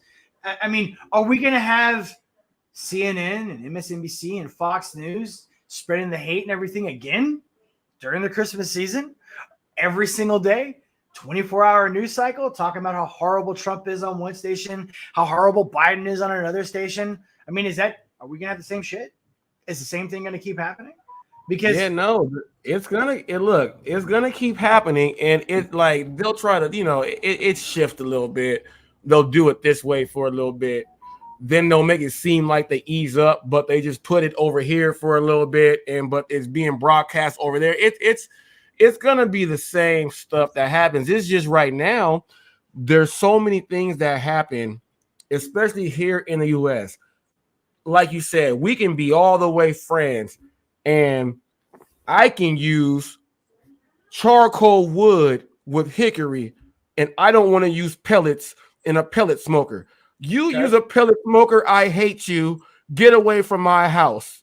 But you take away that pellet smoker, me and you will be chilling, walking down the street, having a good time, laughter, and everything. But because you use pellets, I don't like you. You know what I mean? People that like guns, someone can have say, man, I like shooting this gun. Man, you like shooting that gun? That gun's a piece of crap. Now they don't like each other over whatever gun it is. You know what I mean? You wear Reebok, I only wear Nike. I don't like you because you wear Reebok. It doesn't make any sense, Robert. I don't get it. I mean, okay, all right. Here is a very good example. I use this whenever I run into the feminists, okay? Because the feminist agenda. I have a video on my channel, guys. If you want to go watch it, it's about fourth wave feminism. Go check it out. If shameless plug alert, if you talk to a first generation feminist and you talk to a third, fourth wave feminist, man hating, lesbian, multicolor haired person, okay, you have two completely different views on men. I'm talking night and day. Okay, you're talking about the great generation of women, okay, from the first wave feminism, okay, and then you have, I don't even know what we can call them from third, fourth wave. There really isn't a term for them right now, okay? So the fact that we can't even identify what an actual birthing person is. Right? Oh my goodness, that is crazy. That's crazy enough right there. It's insane. It's absolutely insane. So, but here's what I say to them, okay? Whenever you're looking for a partner, okay, in the world, okay, do you look for someone that just nods their head to everything you say? Is that how it works? I mean, last time I checked, I like it when a woman has her own thoughts and her own mind. I like it whenever she challenges me. A woman is supposed to keep you on your toes. She's not supposed to abuse you mentally, physically, or emotionally, but she is supposed to keep you on her toes. That's her job. Your wife's job, besides being a great mother to your children and a great wife to you, her job is to keep you honest. Her job is to keep you in check, because we're men. We do stupid shit every day. We're men. Okay? We get shocked by an electrical fucking outlet and we're like, no, I'm good. I mean, dude, like, seriously, that's what we do, man. We're men, okay? We need women to keep us in check a lot of the times, because if we don't have that opposite to us, that yin and yang factor, dude, we're basically walking around just bumping chests going, ooh, ooh, ooh, the entire day, okay? That's all we do without a woman keeping us in check. So I don't understand that. Now, when you bring this argument up to the feminists in the audience that are going to watch this video, their brain kind of does this, all right, like a brain freeze, because they don't get it. Because the whole purpose of this cancel culture, the whole purpose of the third, fourth wave feminism, and the other three-letter words and the alphabet soup organizations, right, is to make us so afraid that we don't want to speak out, that we don't want to say anything. I mean, think about it. Toxic masculinity. Okay. And when you ask, the video that I just put out though, with I showed the manly girl in the Starbucks was a complete manly girl, and then sitting directly across was the feminine guy who was trying to, and he looked exactly like, and I said, oh, what is going on? But you can't say, you got to make sure you keep that thought inside, people. You say one wrong thing, everyone will castrate you. It is crazy now. Yeah, it's crazy. They'll cancel you. They'll catchphrase you. They'll give you a buzzword, whatever. I saw that one. I saw the one you just put out. I saw that. And I had to watch it like 3 times because, again, I'm still kind of getting used to how YouTube works. So a lot of the videos don't make sense to me yet. I'm literally as lost in technology as I possibly can be, I think. But here's something.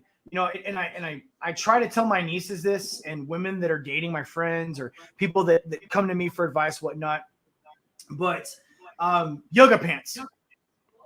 Okay, like this is a topic no one wants to talk about. No one wants to bring this up. Okay, but yoga pants are not appropriate attire in public. It's not. They are not. No, okay? They are not. And I'm gonna tell you this. I'm glad you said this. They have switched how yoga pants were. Now they got all these bubbles and all putting all this stuff on. And then when you watch the ads on YouTube, the ads say they make it seamless so that you don't have to wear anything. And I'm like, no, like what the pants are used for, people. Personal trainer here, okay, people. It's made so that you can retain water and moisture so that when you are working out, you can hydrate your body and that keeps you going longer. That's what it's meant for.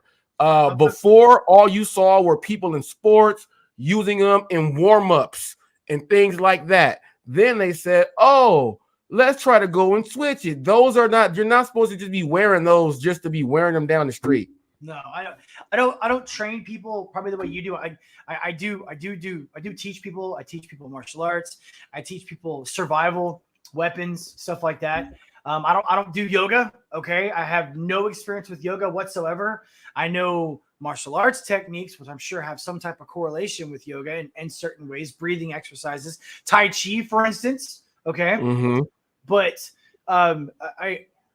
I didn't, again, I was kind of like just in my own world for a few years, you know, and I didn't really notice certain shit. But the first time I saw a camel toe in Kroger, I took a double take, Robert. I was like, did it, you know, I mean, like you're like going, and she's not wearing underwear. She's wearing yoga pants. I can literally almost, like, some of the yoga pants you can see through. You can see straight through them. Okay, there is, it's almost like they're pantyhose in a way, and I can't. You're talking about the old school pantyhose, like the stockings the stockings to put on when you go on a job interview. You talking about the stockings? Yeah, I think they're called control top, whatever they're called. Yeah, whatever. Well, whatever. So like, you know, and I you know, I kind of lost my shit one day because this woman was walking around in a pair, and I mean, dude, she was popping that toe in the front really bad. And, you know, so I made a decision that day. From now on, you know, because we don't want to objectify women, right? I mean, we have to respect the independent, strong woman because she doesn't need no man. So I decided I'm going to start rating them and letting them know what I think about it. So when I see a woman, and I'm not talking about the women that wear the sash or being respectful and they're wearing the tights and they have their shirt over their butt and over their toe. Okay, I'm not talking about those. I'm talking about the women that are on purposely wearing it so people are paying attention. I'll walk up and I'll give them a rating. I'll be like 6, 5.3, and they'll kind of give me this look, and I'll be like, and you know, and sometimes they ask me, other times they just walk away, don't say anything. And like, well, what is that? I'm like, oh, that's your rating. I'm giving you a rating from below because I mean, if you're gonna walk around naked with just a different color skin on, I might as well give you a rating, right? You know, but then we can't objectify them. Then we can't. Have you been slapped? Have you been slapped once? I haven't been slapped, but there was a woman in a Kroger close to me, and she wasn't wearing yoga pants. This was probably the worst scenario that I've ever had happen. And she was wearing these cutoff sweatpants, okay, and no underwear. She had 2 kids with her, Robert. 2. One was like 1, and the other one was like 3, okay? The cutoff sweatpants were crawling up both front and back. And you could see her labia from the front. I'm talking both sides of the labia. Okay. So I walked up to her and I'm doing this. Okay. I've got my hand up like this. And because I don't want to look. I don't want to be accused. Okay. So I'm doing this and I'm like, and I very respectfully, I said, ma'am, parts of your anatomy are showing that are not supposed to be showing. You probably don't know that it's happening. And she's like, excuse me, I can wear whatever I want. And I'm like, you're right. You can whatever you want. But if your vagina is showing to the public, that's called public indecency. You can be arrested for that. I'm trying to save you from getting arrested with your 2 children here. Okay. And of course she got upset about it. She didn't slap me. She didn't get, she did say some choice words. I won't repeat here, but she turned around and she walked away and she walked out. All right. But she didn't pull her shorts down. She left them up. Okay. I got a question for you. What about this now? There's a Chipotle by where I go pick up from, and we have a transgender. Well, I can't call him transgender because he still has the full package. And he walks around wearing the little biker shorts, you know, the We have little those ones, here too. Yes. and he still has the full package. And every time I gotta pick up a delivery, I get so upset, and I just can't say it because he's a transy, you know what I mean? So you got to watch what you say to them. You can't say anything, but that disturbs they're protected. the hell out of me. Yeah. What do you feel about that? I mean, we have them here too. There was that thing in Canada. Did you see that video in Canada? The guy that had the giant augmented fake breasts. He wore the wig, and he was a shop teacher. Did you see that video? It went viral. And I'm talking, dude. The breasts were like this. If you can see, they were like this. Okay, you can go type in shop teacher, you know, transgender giant breasts on YouTube, and it'll pop up. You'll see it. But he's wearing those same biker shorts you're talking about. I don't know exactly where that trend started, but I guess because it makes them look feminine. I don't know. But man, that don't make you look feminine, man. You put on them shorts and I can see the whole donkey slab. Man, go put that stuff somewhere else, man. It annoys me. But okay. Remember the rule, okay? Remember the rule. If you tell a lie enough times, it becomes the truth. Okay? So if the news, think about it, dude. Turn on Disney Plus and watch it with your kids. Every single show that was created in the last like 3 years has homosexual representation, alphabet soup representation, has gender swap representation. They're taking characters that are 90 years old and they're changing their sex. They're taking characters that have been white for 50 years and making them black. Okay, they're doing it in everything that you see. So if we keep doing it, if we keep saying it, and we keep pushing it and shoving it down your throat, you're gonna believe it. And I gotta say this about, you know, we all know back in the day, and I'm gonna just go back to my childhood. Back in the day, you know, they made the characters because that's when it was. But when you have a community that is spending money out there and you can't find something that looks like you know what I mean? That's why now they're, you know, we got to go ahead and switch it, but they should have already been working on that a long time ago. You know, if it's not the main character has a friend or something, and you know what I mean? But outside of that, you know, now they're seeing some good revenue and income because of that, which is why they have, you know, when Pocahontas came, you know, all that was back when the reservation things were going, you know, it was real big here in California, where the reservations, you know, they were arguing with police officers, don't step on here, it's our land and all that stuff. And then they did the Pocahontas, you got the Moanas, you know what I mean? We have all of this. Now back in the day, you know, you had Pollyanna, and then we had Rudy Huxtable that played Pollyanna in the other movie. You know what I mean? You had the Wizard of Oz, but then we had to go and make the Wiz. You know what I mean? We have to make the Wiz for the same story, because back then they should have been, hey, if you had, and this is what I say, you had people in plantations who owned them. You had house slaves who were able to stay in the house. You had people able to do other things. You got to portray that when you're coming up, because a lot of the times back then, there were a lot of colored people helping whoever ran the whole thing because they had a better sight. They were just like the caddy, but the caddy back then never got any recognition. You know what I mean? So as of times are changing, I understand the colors and the different ethnicities. What I have a problem with is trying to make little boys into girls and make you get this now. It's called emasculating. Right? Am I saying that right? Yeah, my kid's not good enough to compete with the other boys, so I'm gonna make him be a girl. Soccer team or whatever. Yeah. Did you see that crap? What's the name of the kid that's the boy that's beating all the girls in the swimming team or something? And, And so you know the controversy, blah blah blah. The girls came out. Did you see what they released like 7 days ago about how he has this mystical gene or DNA strand that's feminine. Did you see that shit? They're Wow, like, see? look, well, this is why he sees himself as being feminine, because he has this secret DNA strand that they just discovered. It's like, prove it.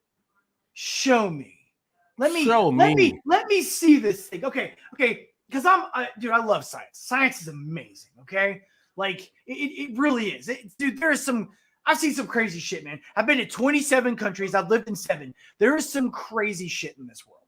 Okay, there are spiders that literally bury themselves inside of snakes and make their home inside of the husk of a snake. Okay, there is some crazy shit in this world. All right, so, but if there is a chameleon or a chimera type person that does exist, okay, fine, but that would be still an incredibly small percentage of the population. We would be talking 0.00001%, right? The same way that there is the I'm going to use the improper term, but it's the whenever you have an actual person that's born with multiple genitalia. I think it's called, yeah, hermaphrodite. There you go. So you do have those. They represent 0.003% of all births. So when you have that situation happen, it does make sense. There are there, but I personally believe that this whole, I don't even know what it's called, the alphabet soup movement, because on one of my videos I made the other day, this got me in trouble with one of the people that watched it, but they like to go, the third wave feminism, fourth wave feminism likes to combine itself with Black Lives Matter. They like to combine itself with the LGBT community. It's a brilliant strategy. It's a brilliant strategy. Though. Think about it. It's a trifecta. Okay. Why would you want to have your enemies face you on one front when they have to face you on 3? So if I attack one group, I'm attacking all 3 groups. It's brilliant. Absolutely brilliant. No, it's brilliant, but here's the thing. All right. The whole Black Lives Matter movement, I could appreciate it if the people behind it actually knew what is really it's supposed to be about. We have people that have a lot of money that don't know anything, and they just plug money in. The incident in New York when the guy shot through the apartments, dang near killed 2 kids, and the Black Lives Matters movement is out there. They got these 3 white people out there and 1 college kid, and I'm sitting there like, what is going on with that? Then the lady says, my kids are black, and they sit up there and say, oh, but why were you trying to protect someone that shot rifles through apartment buildings and almost killed people? You got the wrong people supporting and running the BLM, and that's why I have my own issues and reservations for that right there. You know what I mean? And for the whole organization, and I'm just keeping it real. It might be a whole lot of black people out there that might watch me, but hey, I'm keeping it way real. I know what I'm talking about here. We got the wrong people representing. Why in that crowd was half the crowd white? Just like I said, the money, the funding, don't none of them know. They're just trying to just be part of something. People, I don't want to be part of something just to be part of it. Yeah, I have to know in full detail what's going on. We can't say, apparently now on YouTube we can get banned if we say the ANT ends with an A word anymore. Yeah. Okay. All right. I have my own theories about the organization. I have my own theories about that. Okay. And I'm going to make a video about it later. But the concept was created by women. Okay. The whole group was created by women. And it's an organization built specifically because it's supposed to be against fascism. That's its purpose, right? So their answer to fascism is to implement fascism. Okay. And they have an entire culture, an entire generation of kids. And notice I'm choosing my words very carefully. They have an entire generation and culture of young adults and children brainwashed into believing that their cause is good and wholesome. Okay. And look at what they do. Look at what they do to people. Okay. There is videos. I mean, this is documented. It's not like people haven't seen the videos. Now, I do know there is a certain aspect that the news do not show. Okay. So that means if we're following it correctly and 50% of the country is blue and 50% of the country is red, then that means only half the people in the country are seeing what actually happened. I totally understand that, and I get it. I really do. I understand. But it's not like the people don't have the capability to go online and look up the videos. Okay. They don't have something blocking them from seeing this organization using Molotov cocktails to burn down $500 million worth of African-American freaking businesses during the summer of love in 2020. The data is out there. You can go and look at it and find it. Okay. They just don't. They don't go look for it. And then you have to ask yourself, why? Okay. It's because they're believing Don Lemon type characters on television. They're believing MSNBC and CNN and all these different stations because they've been getting their news from them for the last 30, 40 years. Think about all the people that only vote Democrat just because it's Democrat. They don't ever bother actually doing any research. I mean, I've had conversations with Democrats. They've never even seen the picture of him falling up the stairs. No, but check this out. I think that goes into not just Democrats. I think because my stance, I am a true indie. Okay. I'm a true indie. I'm not part of the independent party. I am a true indie. I vote for I know what I'm voting for. I don't even vote for the figurehead that they put on the ballots. I pencil myself in and I vote for all the stuff that we're supposed to be voting for. I am a true indie. You know what I mean? When I'm asked, Robert, apologies for cutting you off. When I'm asked whether I'm Republican or Democrat, I say I'm a United States Marine infantryman, and I believe in the Constitution of the United States of America and the flag and the oath that I took. If you have any questions about whether I'm on one side or another, you can refer to those three things. That answers every question. Plain and simple, right? Plain and simple. Plain and simple. I feel that all the way. Now, me personally, I feel that I'm going to go out on the whopping 75% of Americans. It don't matter what party you pencil in. You're just going to do it because that's what you have been doing from what you've seen people do.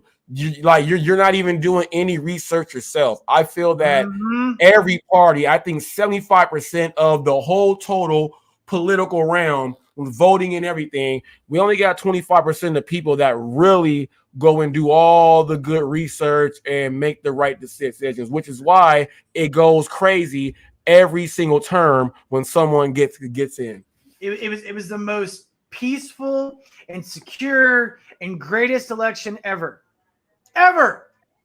Okay.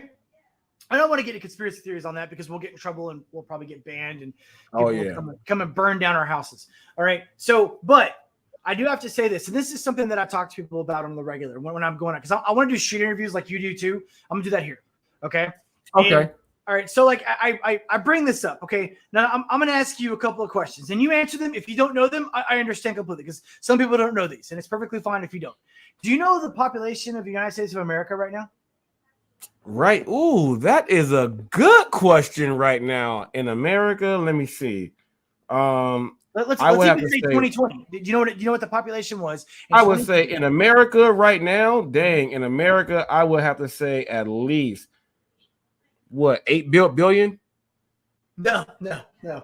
In the world, there is a total of 6.9 billion total in the world. America has 330 million.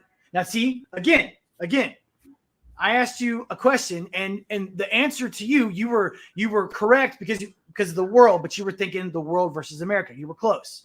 You were only 1 billion off. So most people don't understand numbers. Okay, there's a meme going on right now because of Pearly things. She said there's no woman that's 300 pounds that is above a 5 or whatever, above a 3. Okay, and people are like, that's bullshit. Blah blah blah blah. It's like people don't understand what 300 pounds is.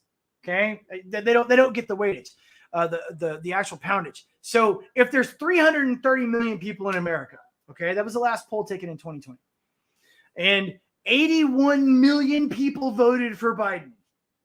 81 million. Okay. And I think it was 79 million voted for Trump, right? Let's just add them together and let's say 160 million. Am I correct in that? 80%? Yeah. Okay. So 160 million. All right. This is where I get everyone. All right. So let these things roll in your head as we go through, because I'm about to blow your brain up. All right. So if we break the country into thirds, just trying to be rational and logical about this, you have the voting age that doesn't vote, which is below the age of 18, right? Or no, it's 17. Excuse me, 17. Okay, so let's take that out. So what is the population of people between the ages of 1 and 17? That's probably a third of the country. Okay, because you have a third of the country that's below the age. You have a third of the country that's middle age. That's anything above 18 to 63. And then you have, that's not even including all the ones who are teens who have kids, okay, who are all fall below there. Yeah. Yeah. Okay. And now we're not including the 2 million people that we're going to have being brought in since Biden's come in from the border. We can't include. Well, check this out. Okay. No, check this out. Here where I live, we have the buses, the charter buses. We have the Econo Lodge and all of them. Right now, Venezuela, we have tons of people from Venezuela coming in, right? They come with these orange, they give them the orange gel shoes that look like what are those shoes called that everyone has? They just like the nurses wear them. They have Cogs or Crocs. Yeah, the Crocs, yeah. So they all have orange Crocs, and then they all walk around with the orange envelope. And when I go and do my deliveries to where they are, every single room is someone from Venezuela. So when the commercials are going on and I'm watching these people debate about this, I'm seeing it happen in real life. I'm seeing it. Bus loads. And they are on charter bus loads, not the regular bus. They're on charter buses. And it's crazy how that's going. I just have to say something about that. It's crazy. No. I'm you're witnessing right. I'm just saying that we can't factor those in what I'm doing here. Okay. Right. Yeah. That's all I'm saying. Because those didn't vote for Biden. Okay. So if we say that a third of the country is below the age of 17, those are children. Okay. All right. People that can't vote. That's 108.9 million. Okay. So let's do that. Okay. That leaves us with 221 million people. That's our population left over. Now, of the voting population, they said only, I think it was 28% people vote. Only 28% of the people vote. Okay. So if we go by that logic, if we just say 28%, that's only 61 million. Yeah, that's 61 million people. Only 61 million people, man. Okay. So if we're saying this was the most popular election ever, okay, and we say 180 million people, do this math real quick for you, okay, minus 180 million people, because a lot of people don't understand these numbers, that they can't think about it, okay, that leaves us with 41 million people that didn't vote. So you're telling me that in the election that we just had back in 2020, just by going by the numbers, and I'm not saying it's impossible. It's not what I'm saying, YouTube. Don't come out and ban us, okay? I'm saying this is a theory, okay? If you subtract 180 million from 221 million, that leaves us with 41 million. You're telling me that 180 million people came out on voting day and voted, whenever the closest we ever had was the previous election, which wasn't even, I think it was like a little bit over half of that voted for Trump the last time. Okay. Like, but I'm talking about during the whole election, half that number. Okay. But that's for both candidates, for Hillary and Trump. Okay. I think it was like 90 million total. So you're telling me that in 4 years, 90 million people decided to get off their ass and vote? I'm not saying it's not impossible. Yeah. I'm just saying that's pretty crazy. No, yeah, questions. Got questions. Yeah. Got a lot of questions. So, and you know, they don't see, but that's also part of the whole thing, though. Okay, let's again, no conspiracy theories here. Let's not go the Alex Jones route. God bless him. But like, you know, whenever we're talking about things like that, we have to be realistic about stuff. You know, we have to be realistic and say, okay, we want a fair voting system. Well, they just released a poll saying over 40% of Americans don't trust the voting system. They don't trust it. So if 40% of America doesn't trust the voting system, what are we doing? Like as a nation, as a government. And what was Biden's approval rating? The last one was at 35%, 34%, something like that. They're gonna start sending people messages of the whole thing on their phone, like they cannot use their phone unless they vote on their phone. They're gonna start doing some weird stuff like that. You know, they're gonna make it so that you don't have to actually go to the ballot place and you can just do it. And they're gonna force you, as long as you have a phone number and an email address, they're gonna force you to where you can't even use wherever it is, and they're gonna force you to vote. They're gonna do something like that. And then they're gonna see how many people really just won't vote then too. Yeah, no, you're right. You're right. It'll be, because what the mail-in ballots was supposedly what caused the last one, right? It was the mail-in ballots. That was Trump's big thing. Now, and I want to state this too. Okay, this is something that needs to be said that apparently Republicans don't like saying. Okay, everybody cheats in elections. I don't care who you are. All right, you all cheat. Every one of you. All you politicians lie. You've based your entire existence off of lying straight to people's faces. Everyone cheats, okay? It's basically who cheats more that gets elected. That's pretty much the way it's been working for the last couple of elections. So what we're arguing about here is the fact that someone just cheated better than the other person. Whatever it may be. I don't care, okay? Biden was elected. We chose him to be elected as a president. Good or bad, he's our president. We should back him. Okay, all military guys know exactly what I'm about to say. We took an oath. That's our oath. We have to follow it. Does that mean that I can't bitch, moan, and complain about the fact that he sucks? No, it does not. Okay. Now, will I sit here and say that he's the greatest president in the world? No, I'm not going to say that at all, whatsoever. Our economy is worse now than it's ever been, ever in the history of my life. I can't speak for before. I've read about the Dust Bowl. I've read about the Depression. I don't know if it was this bad during then, but I do know that people were starving during the Depression. They were starving during the Dust Bowl.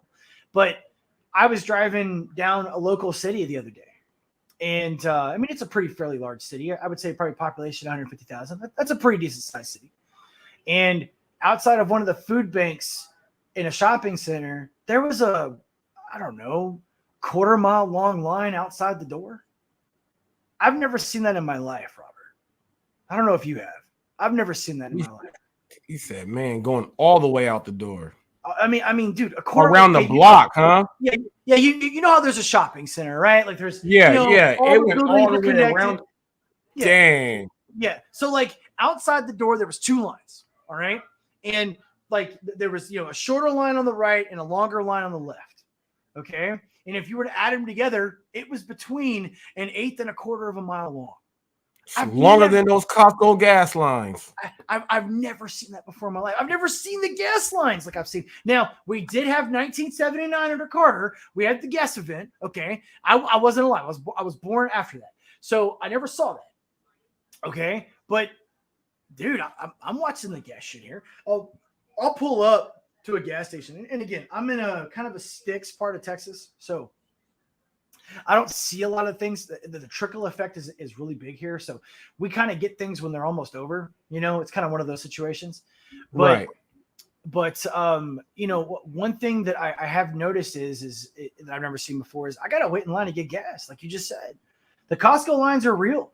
There's a Costco connected to a Home Depot. That's a pretty popular thing to do here. They'll connect a Costco parking lot to a Home Depot parking lot. It's probably some joint venture between them. And the entrance is in between both the Costco and the Home Depot, right? Well, the gas station's always right in front. So now when you're trying to get to Home Depot, it doesn't matter what time of the day it is, okay? I mean, I guess imagine at night. When you're trying to get in the Home Depot now, you're having to wait in line to turn in because they're turning into the gas station. We have that going on here, but they have not put a Costco next to a Home Depot. If they put a Costco next to a Home Depot where I am in California, no one's getting no action. No one's getting in that. There's gonna be fights. There's gonna be fights. There is gonna be fights. Now I gotta tell you this. Look, right now we are getting up there. We had 2 hours and 15 minutes. I do a live link every day. Around this time, I go ahead and give final words for everyone else out there. So this is what I want from you. Whoever is up here on the panel, I give you the floor, and you got final words, a message that you want to get out there to people, and these are going to be your final words before the show ends. Okay. Do you mind, before we kill it, do you mind if I put my link in the chat, by the way, Robert? Is that okay with you? No, go ahead. So on my channel, guys, what I try to do on my channel is, and again, I started this because I wanted to reach people from a certain, I don't know, background, demographic, whatever. Okay. And I've ran into a lot of people that are trying to, I guess, hurt, because you can't say certain words on YouTube. I do apologize. A lot of people have been trying to hurt themselves, and a lot of people feel lost. And I'm speaking mainly to men right now, but a lot of women feel lost too. And I cannot stress this enough, okay? Look, you're not alone. You're not going crazy either. A lot of things are happening right now that are not in your control. There are things going on that have never happened in the history of our country. And it doesn't have anything to do with you. It doesn't have anything to do with your ability to be yourself or to do what you want to do in your life. The best advice that I can give you is, if you feel like you're alone, you feel like you have nowhere to turn, give that person that you trust a call. Call your dad, call your mom, call your best friend. There are lines you could call. There are people that you can call. You're not alone. And this is going to eventually get better. It might be getting worse before it gets better, but it's going to get better. I talk to people every day, and I help people every day if I can. I don't care if I'm in the store at Walmart buying, a drink. I don't care if I'm going to Kroger to tell that woman that she needs to wear better clothes, like I mentioned earlier. All right. There are people out there that really do care about you. There are people out there that will help you. We're not completely gone. We have not stopped being America. We are the greatest country that has ever existed in the history of the world. And you are not going to destroy us. You are not going to beat us. We are not going to go quietly into the night. These people are not going to win. We're going to take it back. The way that we do that is we do it through you. We do it through every single person that watches these videos, that lives in our country.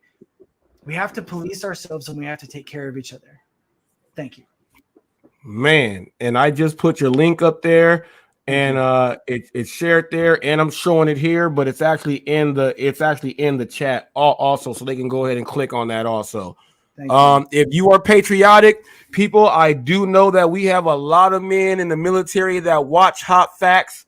Okay, we have fellow Marines and Army, and we have Air Force, Coast Guards. We have people that do a little bit of everything. We have people on reserve that just like to watch some Hot Facts. So you're watching this man. He is someone that goes out there and protects and serves, shows some support.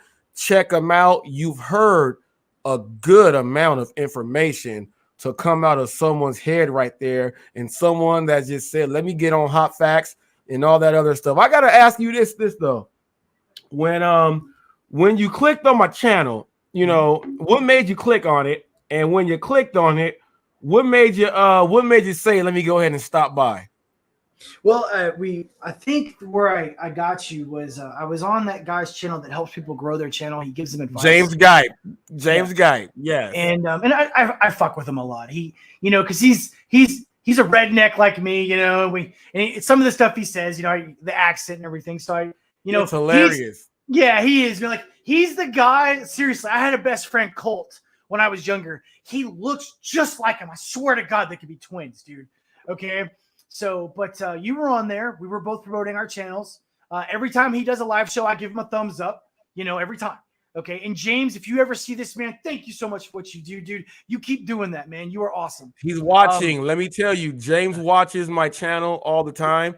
I have an interview with James, so people can actually, if you go to my playlist and you go to my interview section, I have a full hour and some change interview with James Guy, and it's for people to actually learn a little bit more about him. I've actually done a full interview. Yeah, he's cool as shit. So to answer your question, I saw, because I go onto the people's things. I try to subscribe to everyone that I can, because I know if you subscribe to people on YouTube, there's more likely they're going to subscribe to you. And yours caught my eye because I saw you doing I think it was a short, and you were talking to someone, you said something, I was like, oh, this guy doesn't give a shit. I like it. Because hey, there is one thing when you come to my channel, ladies and gentlemen, I don't give a fuck. I really don't. Okay. I understand and I completely accept the fact that at a certain point, someone is going to get so offended from my channel, they're going to get me banned or suspended or whatever. And I'll have to go to Rumble or I'll have to go somewhere else to get the message out there. I totally understand that. It's not that I want to hurt people's feelings. It's just that you should be an adult and you should be able to control the way that you react to someone. So when I watched like 3 or 4 of your shorts. I just like the way you did your shit, man. I did. Like, you remind me of some of the guys I grew up with, you know, because I come from a predominantly black town. Okay. It's like 63% black. So my first friends, you know, were either black or Mexican, right? So like, you remind me of just what some of the guys that I hung out with when I was young and in my younger age. So I was like, dude, this guy knows what he's talking about. That's why. Like, I like the way you presented yourself. I like the fact that you say what's on your mind too. I don't think you have that much of a filter. You have more of a filter than I do, but you still say what's on your mind. And I don't think that. And if I'm wrong, please, you know, I get that. You can correct me, but I think that your message is more important than people's feelings or emotions on how you deliver your message. And I respect that. Okay, that's a trait. That's hot facts. That's hot facts. Dude, I try to explain to people psychology. People don't like to talk about it a lot of the times, but and this is one of the issues with cancel culture and with the alphabet soup, you know, individuals. You control your emotions. If someone says something, the way you feel about that response, that's up to you. Okay, that person is not holding a gun to your head and telling you how to feel. That person is not telling you what to do. You are the one responsible for your emotions. If you have a panic attack because some dude tells you a fact and it just drives you crazy, you know, like, I don't know, men are stronger than women 99% of the time. Okay, the way you feel about that, that's up to you. The person that said it has nothing to do with them. You know, like, I love that. I love how people get blamed because someone had an emotional response to something someone said. I'm sorry, but go fuck yourself. Yeah. No, you are spot on too. And me on YouTube, you know, I got on here because I've been doing the gig world since 2015, but I didn't have a channel. My channel's been up since January 25th. And I come from a completely different way of how I do things, and it's business, it's ethical, you know, it's morale, it's all of that stuff there, right? Yep. And the realm where when I start throwing my videos up, they are sensitive as hell. And how I cook them across, a lot of them hate me, a lot of them do, but at the same time, I'm not gonna sugarcoat. I'm gonna tell you the way it is and not like it was. And if it was a certain way, we will reference the way it was and how it changed on how we gotta, you know, whatever else it is. I don't care what no one says. And I understand that when I am up here, you know, I have a show. So when I hear some stuff or I see some stuff, people, you must understand that I am going to deliver it the best way that I can with being all the way me. I know we're here on YouTube and social media. You got to switch up some things you say and how you put it across. But outside of that, the main thing, you are getting me, and that is it. And I appreciate people like this when they check me out.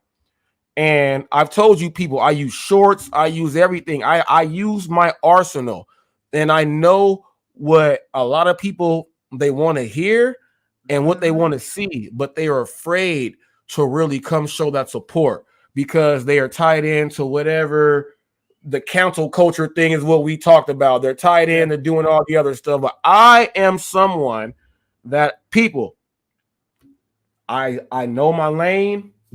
I walk it. I do man law. I do human law. And if there's a law that goes in between that for wherever you are, I got to follow that stuff too. But I'm going to make sure that it's going to be true and true through and through. And that's hot facts. It is the truth behind what you stand for. If you can't stand behind what comes out your flaps, don't be flapjacking. Those are my final words right there, people. If you can't, if your pancakes are runny, that ain't my problem. You should have made that batter a little bit thicker. Okay, that's what you should have did, and you should have went and got some of the good syrup and not the 99-cent store syrup, because it's not gonna work right. And use some real butter. Pancake, Robert. I hate a flat pancake, man. Yeah, man. Someone's gonna rip us apart for that one. I swear to God. No, look, I get ripped apart every day, and the best part about me getting ripped up, everyone knows that when the next show comes on, they already know, can you handle this pressure? Yeah. It's 1980 Lakers all day, full court. Yeah. I don't stop. Yeah, I don't stop. Larry Bird's gonna come after us at some point, man. He's hey, I welcome Larry.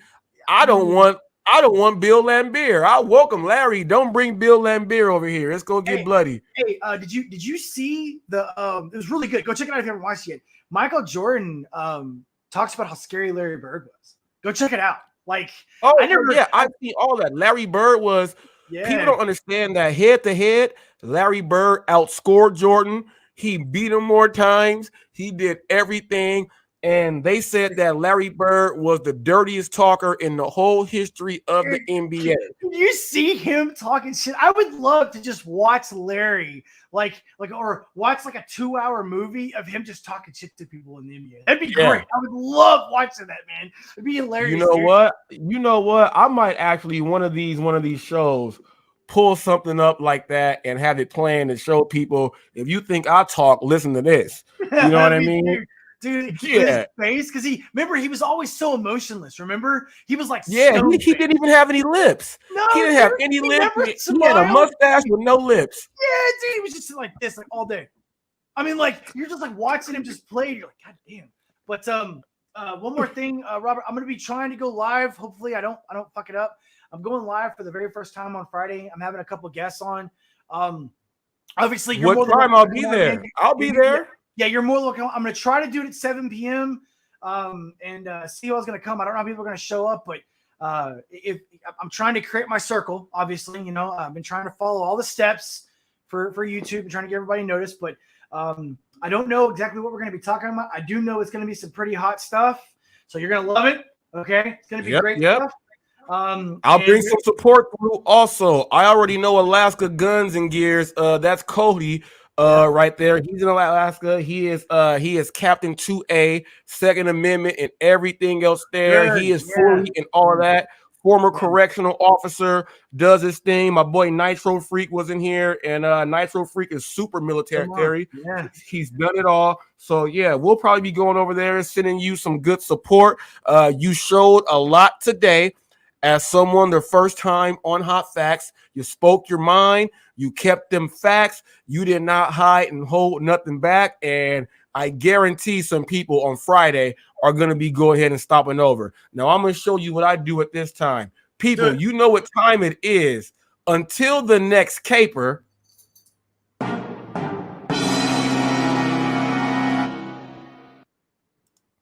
we out of here like Chuck Woolery in 2 and 2. Now you can listen to my theme music. We out of here.